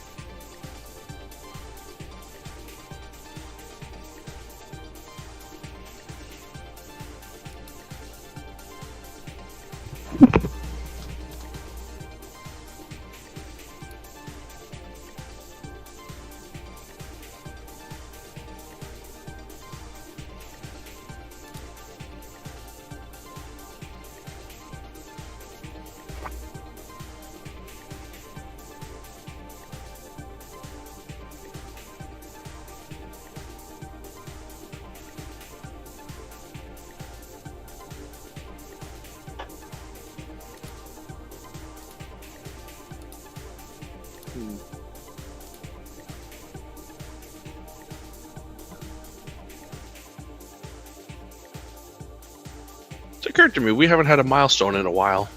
You're getting an arc at the end of this session. Neat. I'm back. Welcome back. Back Hello, as well. Bonk. Munching on something. I'm Beethoven. Hello. I think What happened to that's- Sir Handel? Something about a cannon. I think that's everyone. I think the Drake? only- yeah, I think the only person I haven't heard from is Drake.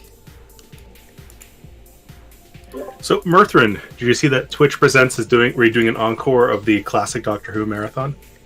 Ooh. It's currently the 3 Doctors, so it's up to like the 3rd Doctor and the big crossover one. Nice. I do like that that show. It's a shame that what's his face, the 8th Doctor, never made it in. Yeah, he was quite good. Eccleston. That's Paul McGann. Paul McGann. Oh, those guys. So, you're my replacements. A dandy and a clown.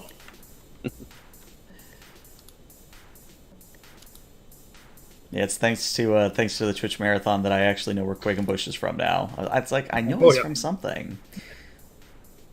Yep. He does good work. All right. Well, pretty much whenever Drake gets back, we'll start back up. I'm going to give him Cautious. That sounds like a good one for him to have. Arguably the longest serving companion ever, the Brigadier. Mm-hmm. Yeah, he was with 5 different Doctors, 6 cameos. And then doesn't his kid Elizabeth go on to serve from? Yep, she ends up running a unit. Yeah. Yeah, helping out with the 11th and 12th, and name dropped in the New Year's special. Gotcha. Oh yeah, that was so hilarious. That bit where they're like, okay, well, first of all, they did have to have a reason why unit wasn't available to deal with it. Yeah, But the reason they came out with was just glorious. yes. Mhm. I'm surprised they didn't actually name drop. Oh, it's because the U.S. pulled out of it or something. Actually, throw a little. Well, a combination of that and Brexit. Yes. Oh. All right. Well, I tell you what, since we do have to do some RP before Drake can do anything to begin with, let's just go ahead and get started again. So, put us back on this screen. All right. So first things first. Prier, Locke, Murthrin, you guys beam in, and immediately Prier. We'll say, you know what, just for ease of use here, we'll just say that Zeb has brought the engineer up here as well. That way I can zoom in on the stream. So yeah, immediately Prier, your sort of quick reflex is to take charge of who's injured and what needs to be done. Both Drake and Zeb are sporting rather nasty phaser burns. You're definitely going to have to do a little bit more than just a dermal regenerator to handle those wounds. Also, Shrika is complaining about back pain ever since Lieutenant Drake stepped on her. That too. Sorry, I'm kind of heavy. See if you can make the scar more distinctive, Doc. I will do my best, Zeb. I'll scan both Zeb and Drake just to see who's worse off and go to town on them first. Okay. It's pretty much 50-50. You just have to tell me which one you want to go for first. All right, we'll do Zeb. All right. So this is going to be either a control or a daring plus medicine, and the difficulty here will be a 2. It's not often we do medical rolls in my games, but this is a good opportunity for them. Would emergency medicine count? I would say it would, yes. Hey, I can remember an open heart surgery. This is true. I do remember that. I remember a plague that had to be dealt with by the science officer. Oh, yeah, that too. Ooh.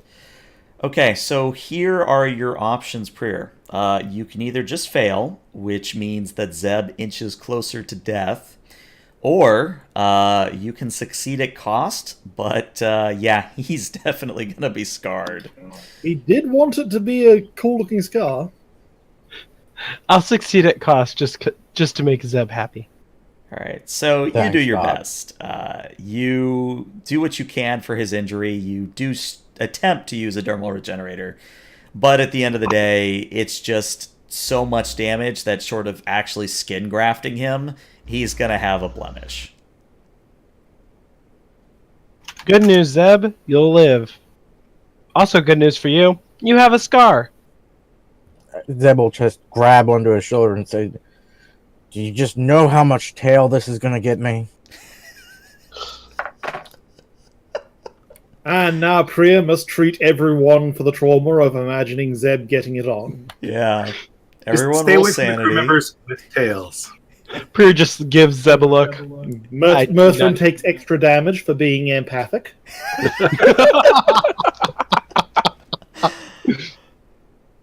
Oh, dear. All right, so up next is Drake. Let's see how you do with Drake. It's the same roll.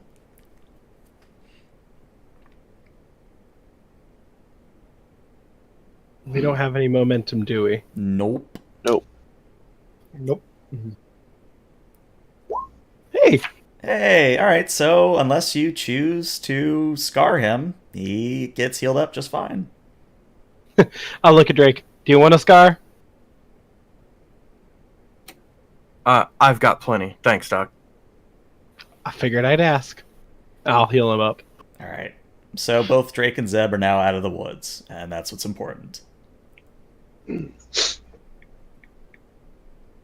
So yeah.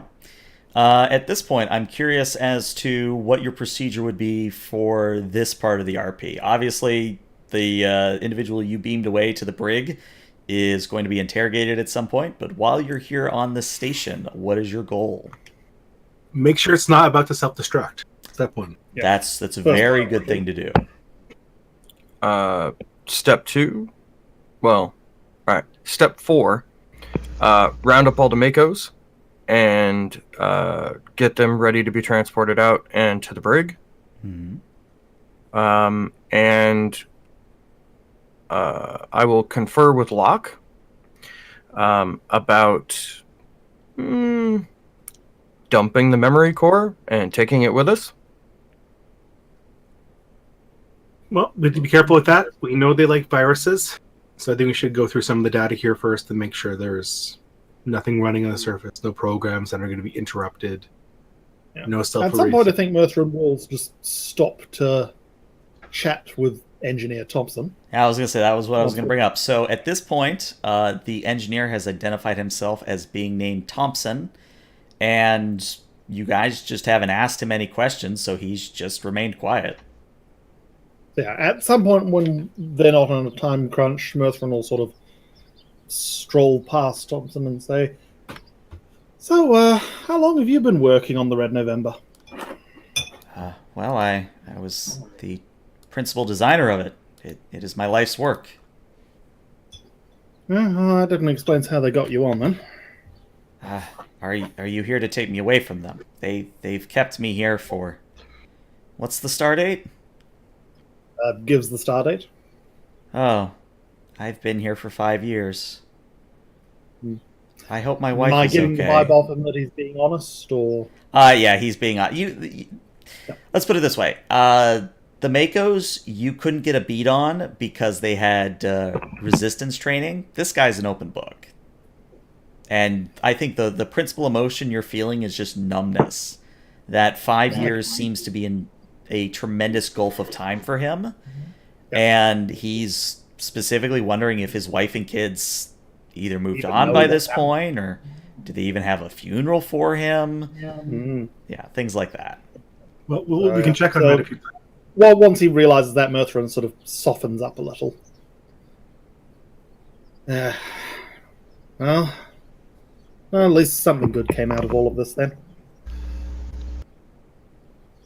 And I'm happy to inform you that your ship did not, in fact, succeed in blowing up a ship of 170 people. Where is it now? We're keeping tabs on it. Well, it is programmed to come back here if nothing is done to it. Yeah, we suspected. But we figured we'd be a bit proactive and get the jump on it. I see. Who are you exactly? I know you're Starfleet, but so are the people... And he just sort of points at a Mako. And sort of thinks... And Merton sort of thinks, oh, yes, 5 years. 5 years, yeah, you wouldn't have been around when the Ophion got commissioned. You know the Prometheus class? I remember seeing schematics for one, yeah. Yeah. Well, welcome to the crew of the USS Ophion. I see. Yes, we've been digging up a lot of... We've been finding some suspicious discrepancies in Starfleet records in the last couple of months, and we must have tripped something, because we now have the attention of these people. Well, not the kind of people you want attention from, but you seem to be able to take care of yourselves. So I think I'll be safe with you. Yeah. We managed to survive thoroughly in space. This is easy in comparison. Well, what do you need? Do you need any help with anything? Maybe I can be of assistance. Eventually, I mean, we'll have the captain interrogate and debrief you, obviously. But yeah, no, if you if these people know that we have you, we're definitely going to be keeping you safe. All right. Well, I wish I was there. If you need any help, just let me know. I guess I'll be here. So and Mithrin will sort of sit down and just start discussing swap. So was the Renovember always intended to be a drone ship?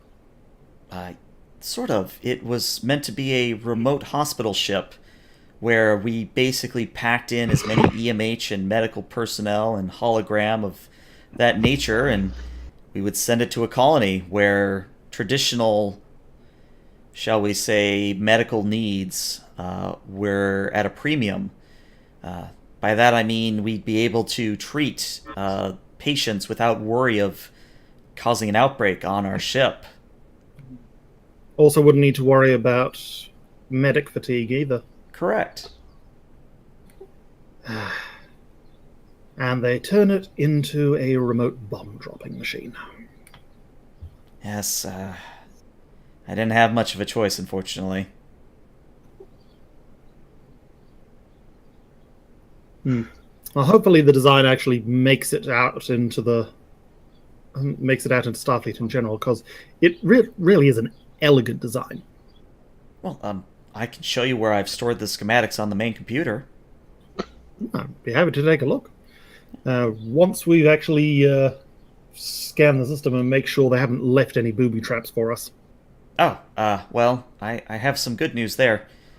You arrived right after the administrator gave the order to purge everything, so you stopped what was going to be the purge. Which one was the administrator? You would have known him. Very distinctive individual, white hair, mustache. Sloan. Sloan. No, his name's not Sloan as far as I know it. His name is Brannett. I'll pull out a pad and call up a picture of Sloan, and show it to him. This guy, Yeah, that's Administrator Brannett. Brannon. All right, let's run that through the database. And yeah, you're not getting any hits back. Either an alias or Well, Drake's gonna mutter to himself. Well, if it's got a name. Well, he could also scrub the records if he's that. I shout over the comms as I playing with the computer.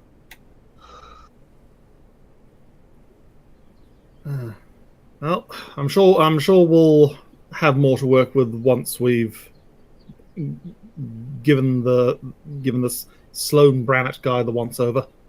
Yeah. Well, let's make a scene of this. So, in the brig is obviously Brannett, question mark. But who is going to be doing the interrogating? Oh, this is personal. Okay, so Skull, you're going to be doing the I was interrogating. hoping Skull would be there. Would you have anyone around as like a fact checker, or would you be doing this on your own? How about Shatsu? Yeah, Shatsu, I would suspect as a security officer. Yeah. If I had a full telepath, that'd be nice. Murthrin's busy working on the Red November, and I'd rather not use him as a polygraph machine. And Jisa. Oh, well, Jisa's not that kind of Orion, right? no, she's No. not. Okay. Oh well, we'll just have to do this the old-fashioned way. Fetch me my whip and chains. Phrasing. Okay.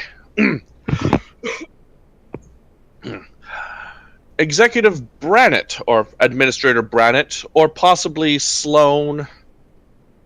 I'm just going to call you Brannett because that seems to be at least whatever alias you are operating under within this facility. I suspect you know who I am. I know that you should have died at least 10 times over by now, yes. Well, thankfully, we're fairly stubborn about not dying. So, I'm going to ask one question. Why? Because you're a threat to all that humanity is. I'm just going to laugh. And so what chain of, what sort of mental gymnastics have you pulled to come to that conclusion? Nothing your Trill symbiote would understand. So as I'm now face to face with this guy, does he look like the same guy that my Trill symbiote looks Yep, at? same dude. Right down to the mole on his chin. Funny you should mention the symbiote. I was aboard the Exeter roughly, a couple generations ago. Was pulled off by an individual wearing a black coat, looks like you, talks like you, maybe slightly less gray hair, but what or who are you? I believe under Starfleet Regulation XYZ. Oh, damn I'm the entitled regulations. You haven't been operating under Starfleet regulations, so why the hell should I? And he repeats, under Starfleet Regulation, blah, blah, blah, blah, blah, I have the right to an attorney. And basically he reads himself his Miranda rights, unless you stop him. Nope, he has that right. Fine. All right. Shatsu, if he speaks, let me know. Post security guards, 3 of them. Watch him. If he speaks, record anything he says. Feed him 3 times a day. He knows his Miranda rights. Give him nothing more than what the Miranda rights offer him. And Shatsu motions for you to come over to the side out of earshot. Yes. And she kind of whispers, "Sir, this is personal for me as well. Would it not be best if we did a little bit harder interrogation? I mean, he has admitted to being a rogue operative, and Starfleet intelligence has already disavowed any knowledge of him. So, does he really have the rights he's claiming he does?" Good question. I'm going to, let's see, this is a con check, correct? For It would Starfleet either be con or command, yes. Okay, I'm good at that. Insight plus command? I would say reason in this case. Reason. Okay, yep, good plan. I was about to roll on my transporter chief. That's not my transporter. It's not my captain. Okay, insight plus, or reason plus command. Subterfuge? Yeah.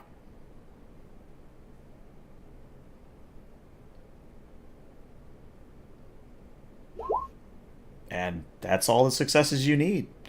Okay. So you actually get a momentum back. Cool. So I'm going to turn to Branett and say, under Article 14, Section 31 of the Federation Charter, clear and present danger to the fabric of the Federation allows for certain liberties to be taken with the with various rules, regulations as such. I'm pretty sure you're familiar with them. Now I am too. Shatsu, as soon as Drake recovers from his injuries, please bring him to the brig, and then shut off all monitoring Understood, systems. sir. And she smiles wickedly. And then I am going to turn around and head out. All right. So, narratively, you walk off, and Drake, sometime later, you walk in. Shatsu kind of taps a few buttons on the console, says, "If you need me, Lieutenant, I will be right outside." And she goes outside to wait.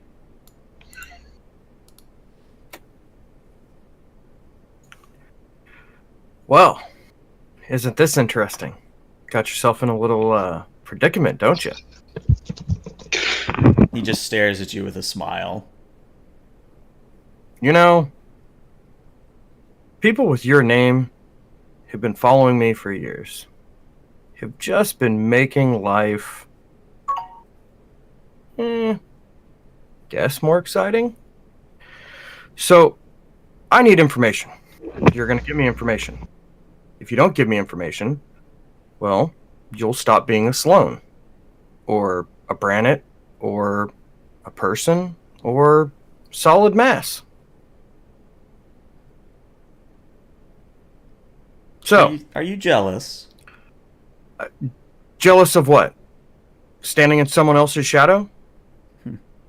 Taking somebody else's name? Not making one for my own? Or in my case, making a couple for my own?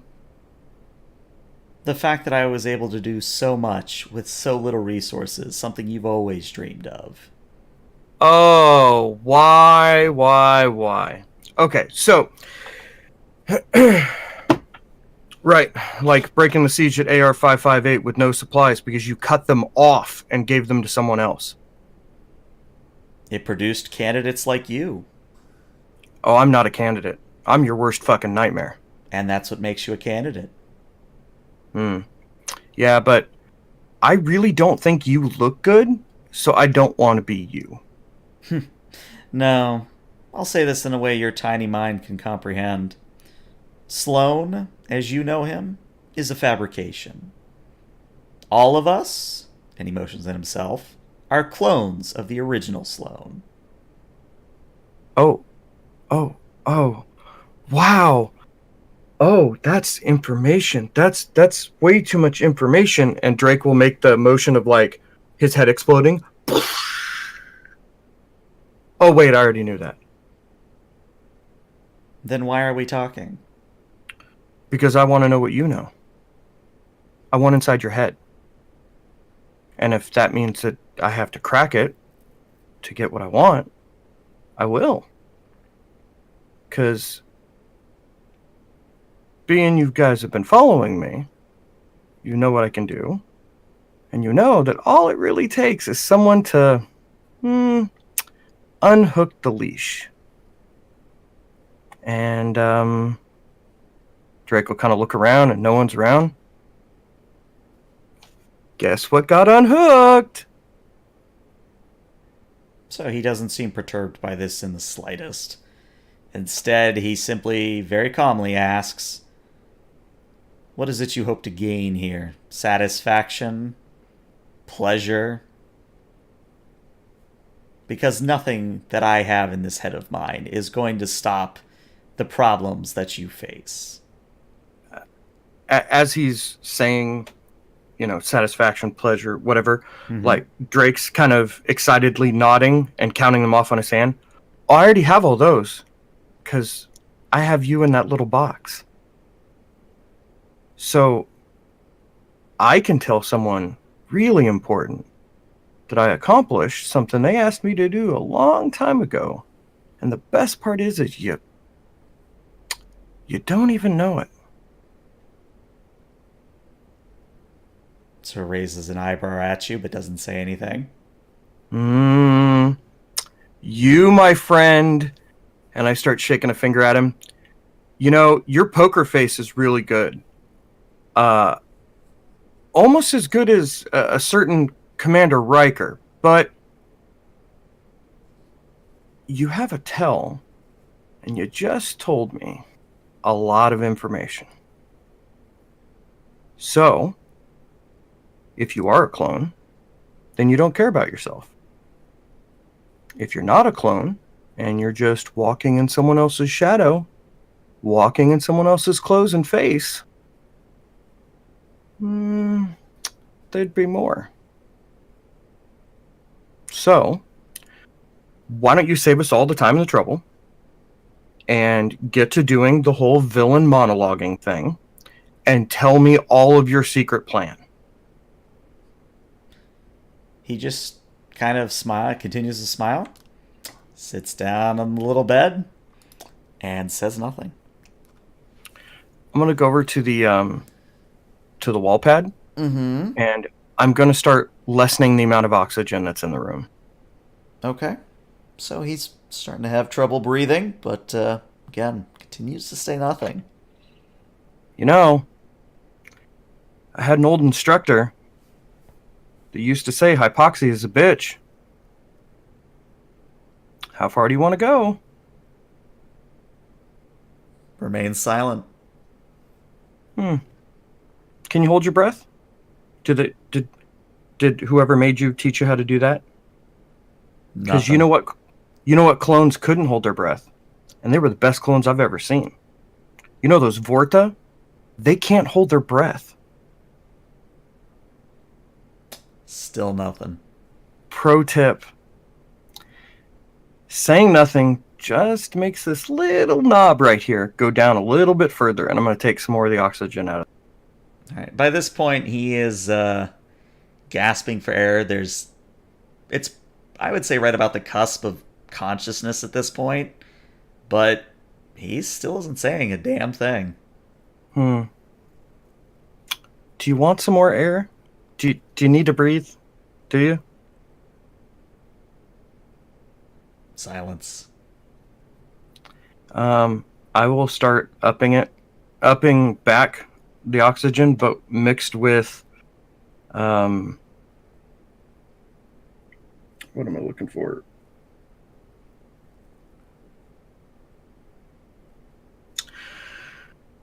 Yeah, we'll add in, I can't think of what I actually wanted, so we'll just start doing laughing gas, nitrous oxide.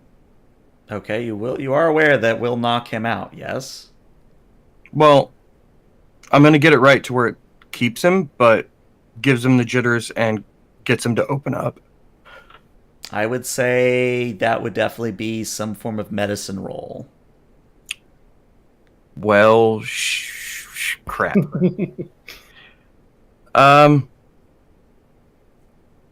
Okay. They will do it. Worst case scenario, you knock him out. Yeah. What would you like? Medicine and what? Insight, difficulty 4. You. It's like you're looking at my sheet and going, which stats does he have the lowest score in? Determination. He already busted his determination. Oh. I already blew my determination to shoot him. Challenge the value. It sounds a bit like you're stepping close to the line here. Oh, that's good. Yeah. Oh, Bishop, you're a genius. I'm gonna challenge one of my values. All right, what are you challenging? Dark secret. Mm-hmm. To get my determination back. All right, what would you be replacing it with?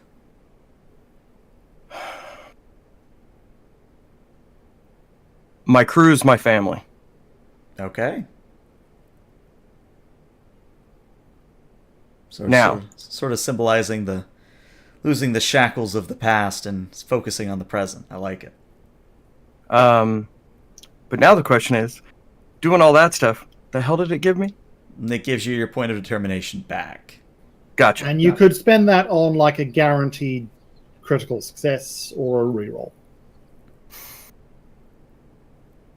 All right, so the guaranteed success or critical success would get me 2 successes, which means I'd still have to roll 1 success each on these dice. I could spend the momentum to get me 3 dice to get 2 successes. Yeah, like it's the first dice of your roll counts as a critical success. So Okay. you're buying an extra dice. So you need to spend A momentum 2 and a threat. yeah, momentum. So you still get dice, but it like removes, like it just makes one of them a certainty. Mm-hmm. Okay, I'll do that then. Okay. So you're going to be rolling 3d20 here, and you already have 2 successes.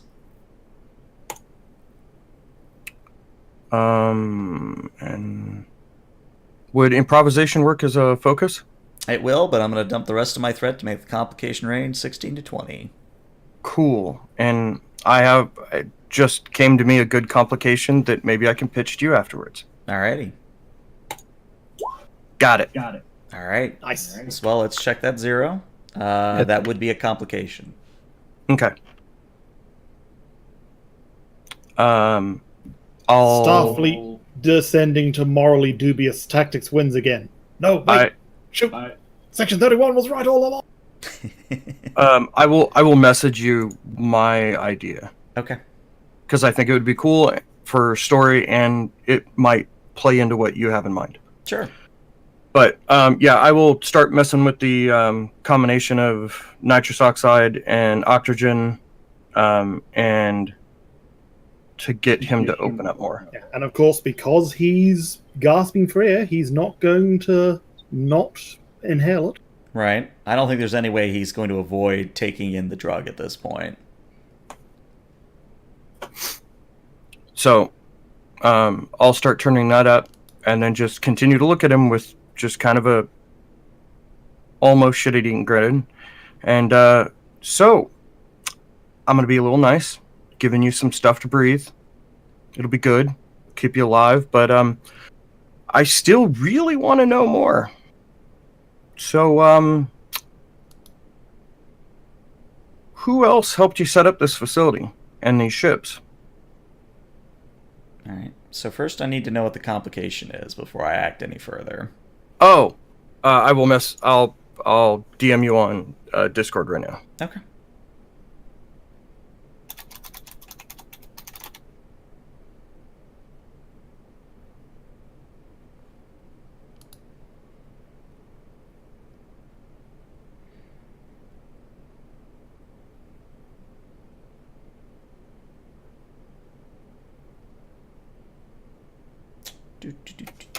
There you go. All right, let's see. I had to mute so that way my keys wouldn't like make people go crazy.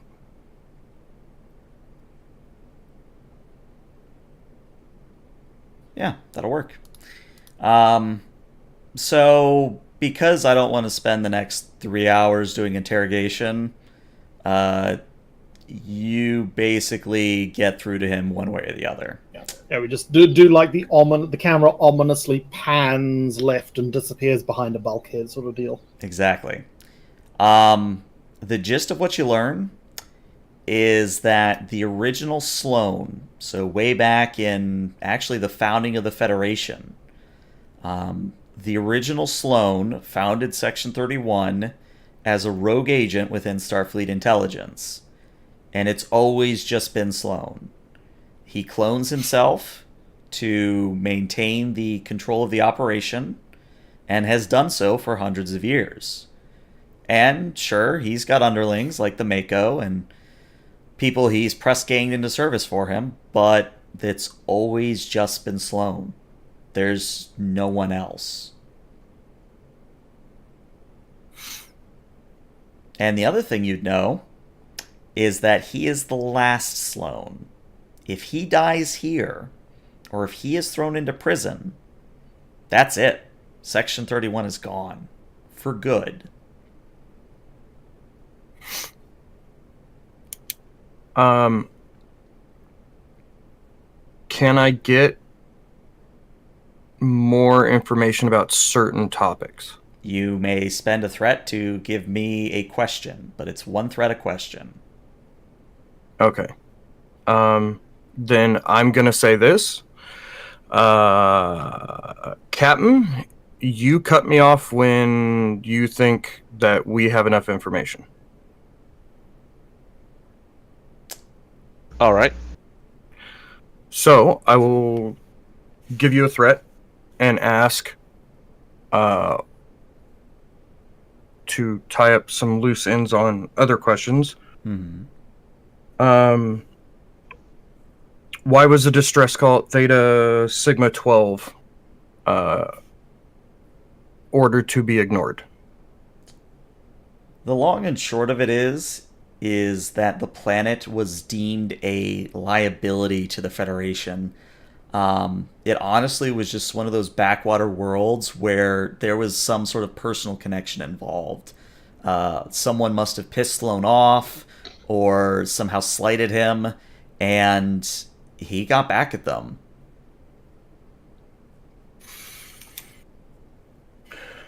Okay. I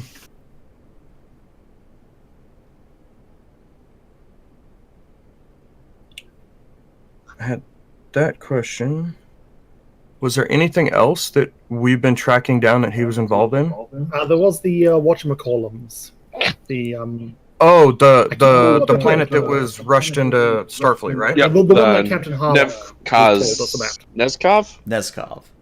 Okay. Then That's- actually, can I spend the momentum to get a question, or does it have to be threat? Well, you don't have any momentum. That one that you have above Prier, you don't have. Okay. I'm sorry. I saw the one above prayer and I thought we did. Then I will give him another threat and ask about the Neskov. So the Neskov had building materials necessary to replenish the Federation's supplies after the Dominion War.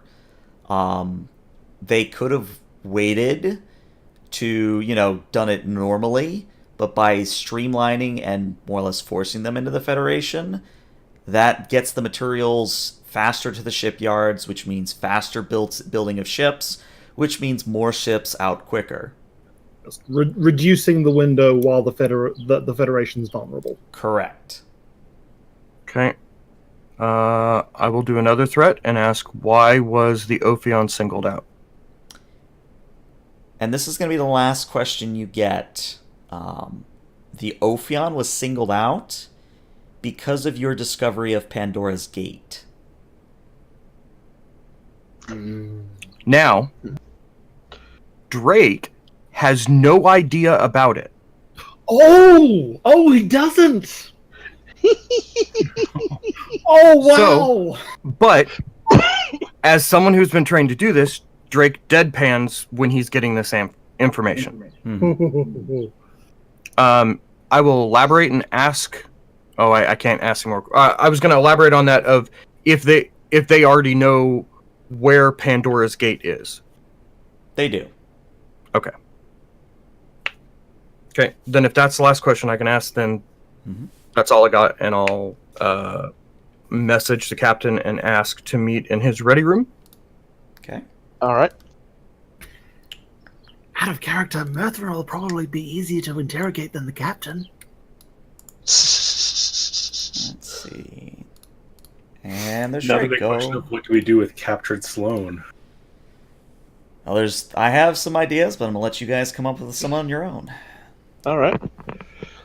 Lieutenant, I understand you paid a unsupervised visit to Sloan, let's just call him. I take it I hope you found the meeting to be productive? I did. I have answers to questions that you had. Oh, excellent. I'm just going to take the pad that you hand me and... Yeah, okay. The last one. Interesting. All right. Off the record, Lieutenant. Well done. Very well done. Thank you, Captain. I told you.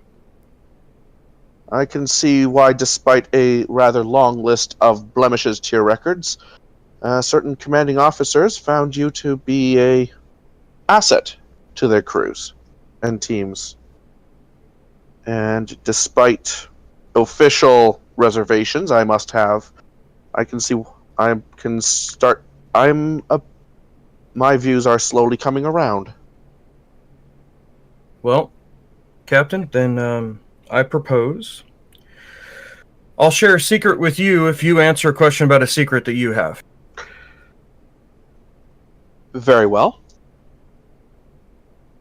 Computer, please activate lock silence program. Computer does so. Computer, please stop recording what is in this room. Authorization, Galahad 11012.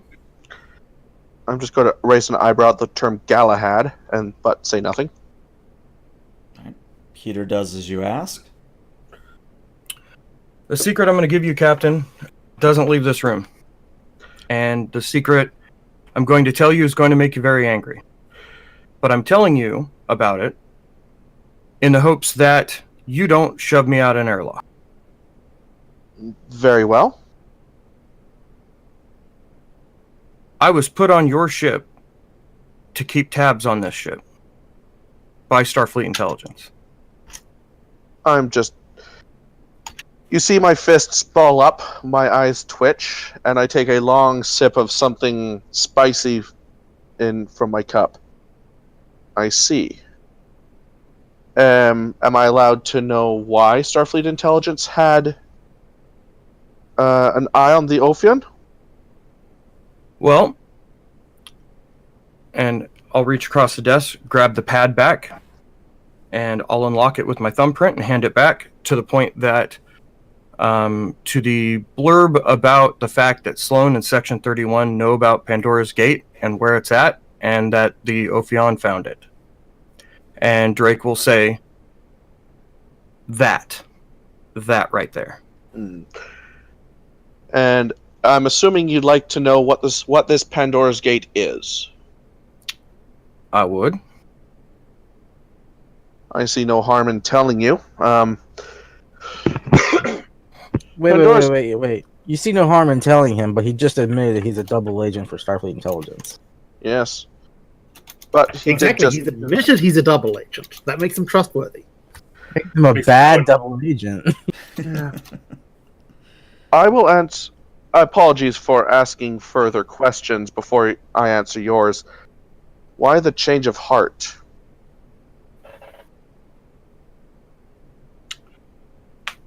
Because other than my actual handler, so far, and Locke, because Locke and I go back, I see a lot of the trustworthy qualities in you that I've seen in some of the previous officers I've had. And I know it's going to shock everyone, but also in Commander Panek, that you actually, and pardon my language stream, give a shit about your crew and the people underneath you. And that is something that there's not a lot of right now, and especially during the Dominion War. Understood. Very well. Pandora's Gate is a gateway we found in the Sabine Expanse that leads to the Andromeda Galaxy. Currently we have Starfleet has an exploratory presence through that gate. The main problem is there is a dormant threat right on the other end that has a lot of the more paranoid individuals very worried. However, I was given a choice about that would have almost been a year and a half ago by now, I would think, to seal it or keep it open. And I championed the eventual benefits that the exploration of a different galaxy would give the Federation over whatever threat might be out there. Basically, I opened a back door into the Federation that anyone with any malicious intent could use and open up a new war front. And you have no idea how many admirals have called for my head because of that. Well, let me put it this way. If a certain one had asked for your head and then put me on the ship, yeah. But instead, he chose to put me here to keep tabs, but also to make sure that back door into the Federation and that new front would have someone experienced to deal with it. And you and your ship, man, have you guys done a good job. But he felt that there wasn't an experienced person who could do the actual dirty work. So here I am. And he'll kind of give like a smirk. And that leads us to my previous conversation in this ready room. Very well. Then the captain is just going to settle his cup aside for a split second, stand, and extend a hand. Well then, Lieutenant Drake, welcome to the Ophion. And I smirk again. And Drake will take his hand and shake his hand. Pleasure to be aboard. If your handler asks you to do something untoward, please let me know. At least just so I can assist in covering whatever tracks need to be covered. I will absolutely do so. Now, does Starfleet intelligence have any idea what to do with this Sloan? If I toss him into a prison, he's going to vanish into the red tape within 3 months. I guarantee it. And I would much rather not have this thorn turn into a bloodletting wound. Well, if it was me and it was my complete opinion, with all of the stuff that the many different Sloans has done to me personally and to the people around me, I'd shove him out an airlock and watch him explode. But that's not me, and I'm not in charge. I know some people in Starfleet intelligence that, at least to me, are beyond reproach. And I believe they would be the people that we could turn him over to. I see. Very well. Reach out to those beyond reproach individuals and let them know we have a person of interest in their custody.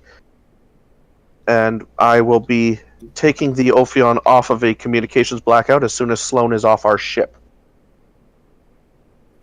That's smart, Captain. Yeah. Side note, Those Beyond Reproach is an amazing name for a Star Trek episode. It does. Indeed. I probably should change this episode title. I would just like to say, you're welcome. All right. Yes. I I think that's actually a perfect time to pull the camera away and call an end to this session.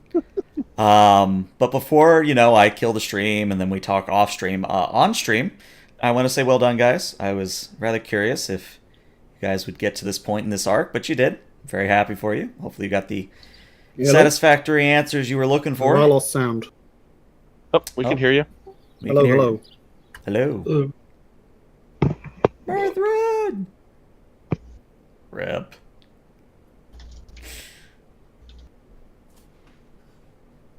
The Discord ghost got him. Oh, well. Yeah. Section 31 has claimed a final victim. Oh, I'm still here. Okay, he's Yep. still here. All right. So, as I was saying, this is going to be the end of an arc. So, all of you, including Panek, Panek will come back next session. All of you are going to be getting an arc milestone. Sweet. Nice. And as a reminder, that means you also get a spotlight as well as a normal milestone on top of the arc. If you need the rules for a spotlight milestone or for an arc milestone, it is on page 140. Now, what I'm going to specifically draw your attention to, and again, you do you, but you have the option of giving the Ophion another talent. Good. Sounds fun.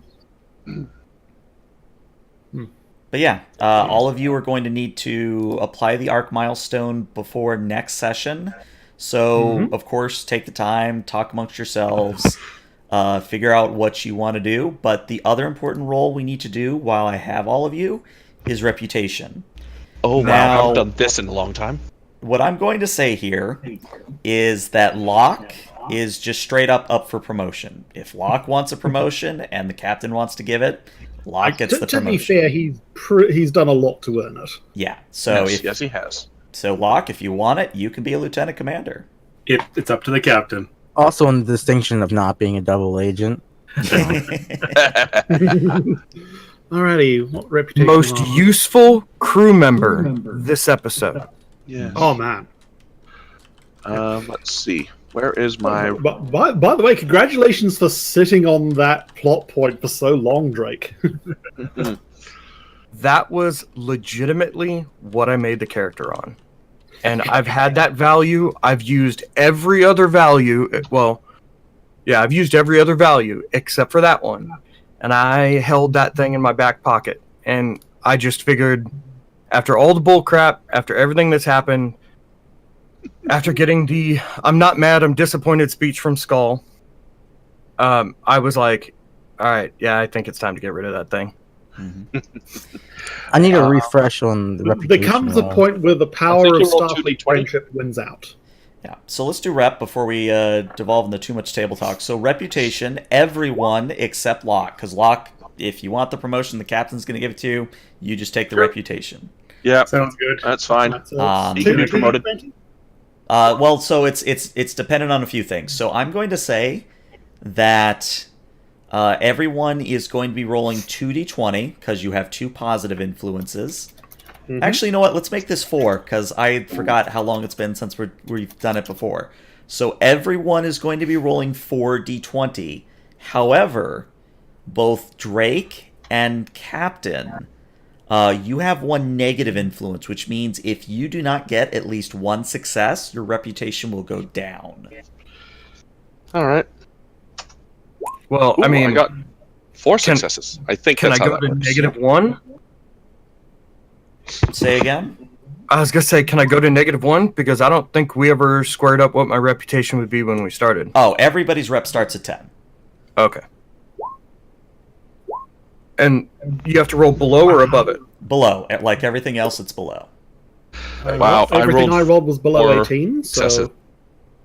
Yeah, so I guess, Murthrin, if you're at 20, you are also up for promotion.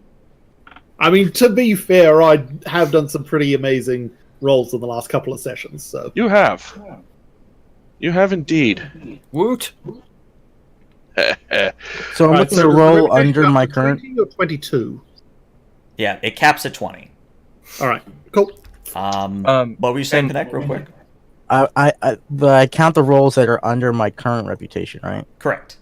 So Yeah, your current reputation is like the difficulty, like your ability discipline, and Oof. which is like any other role.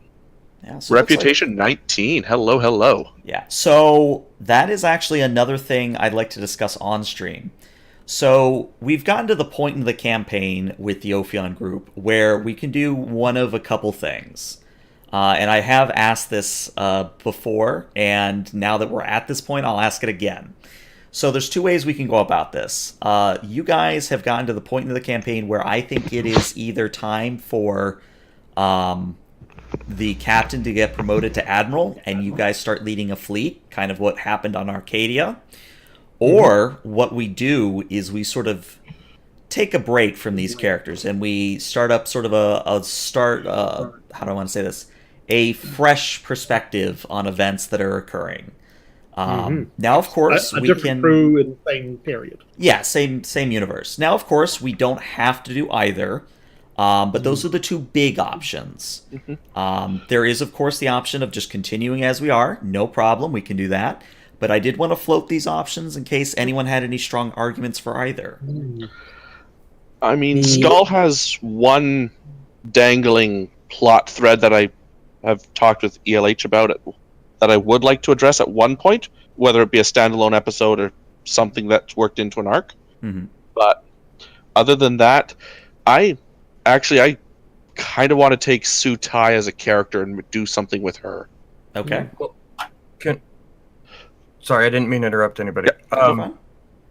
I from the Discord for the one shot, I actually am a little jealous of the Arcadia crew and the fact that not only are they all now playing new characters, but all the characters got promoted and are doing all that kind of stuff. Well, could we, I don't know, do the same thing? Skull gets promoted. Yeah. We all either make new characters and we're in a ship that's under Skull, so that way these characters can all be kind of rotated back in. That is exactly what would happen. Yes. That sounds interesting. I mean, I'm okay with because that idea. just think of, Panek getting promoted to captain, Locke as the XO, and then, me as the second officer. I mean, it would just be amazingly bad, but it would still be funny as hell. the ghostly hand of I always Connect is think like they'd have to pushing swap the out captain Murder forward. for first officer just to stop a mutiny. Well, I mean, if you think of it this way, I mean, Panek said he's wanted a mutiny for a while. He was just playing the long con. So maybe it was Dark Panek the whole time that wanted the mutiny. Yeah, but I'm not the kind of double agent that just admits it to people. No. Now that I mean- double agent's been literally mind wiped out of you. I mean, and I have multiple names and multiple aliases, but yet I still don't have split personalities. Oh dear. All right. Well, I'll tell you this. We'll handle the rest of this conversation offline. But so let me end the stream. So anyone watching on Twitch or YouTube, thanks so much. We will hopefully see these guys next week. But for those of you watching, take care. Bye bye. Toodaloo. Bye bye.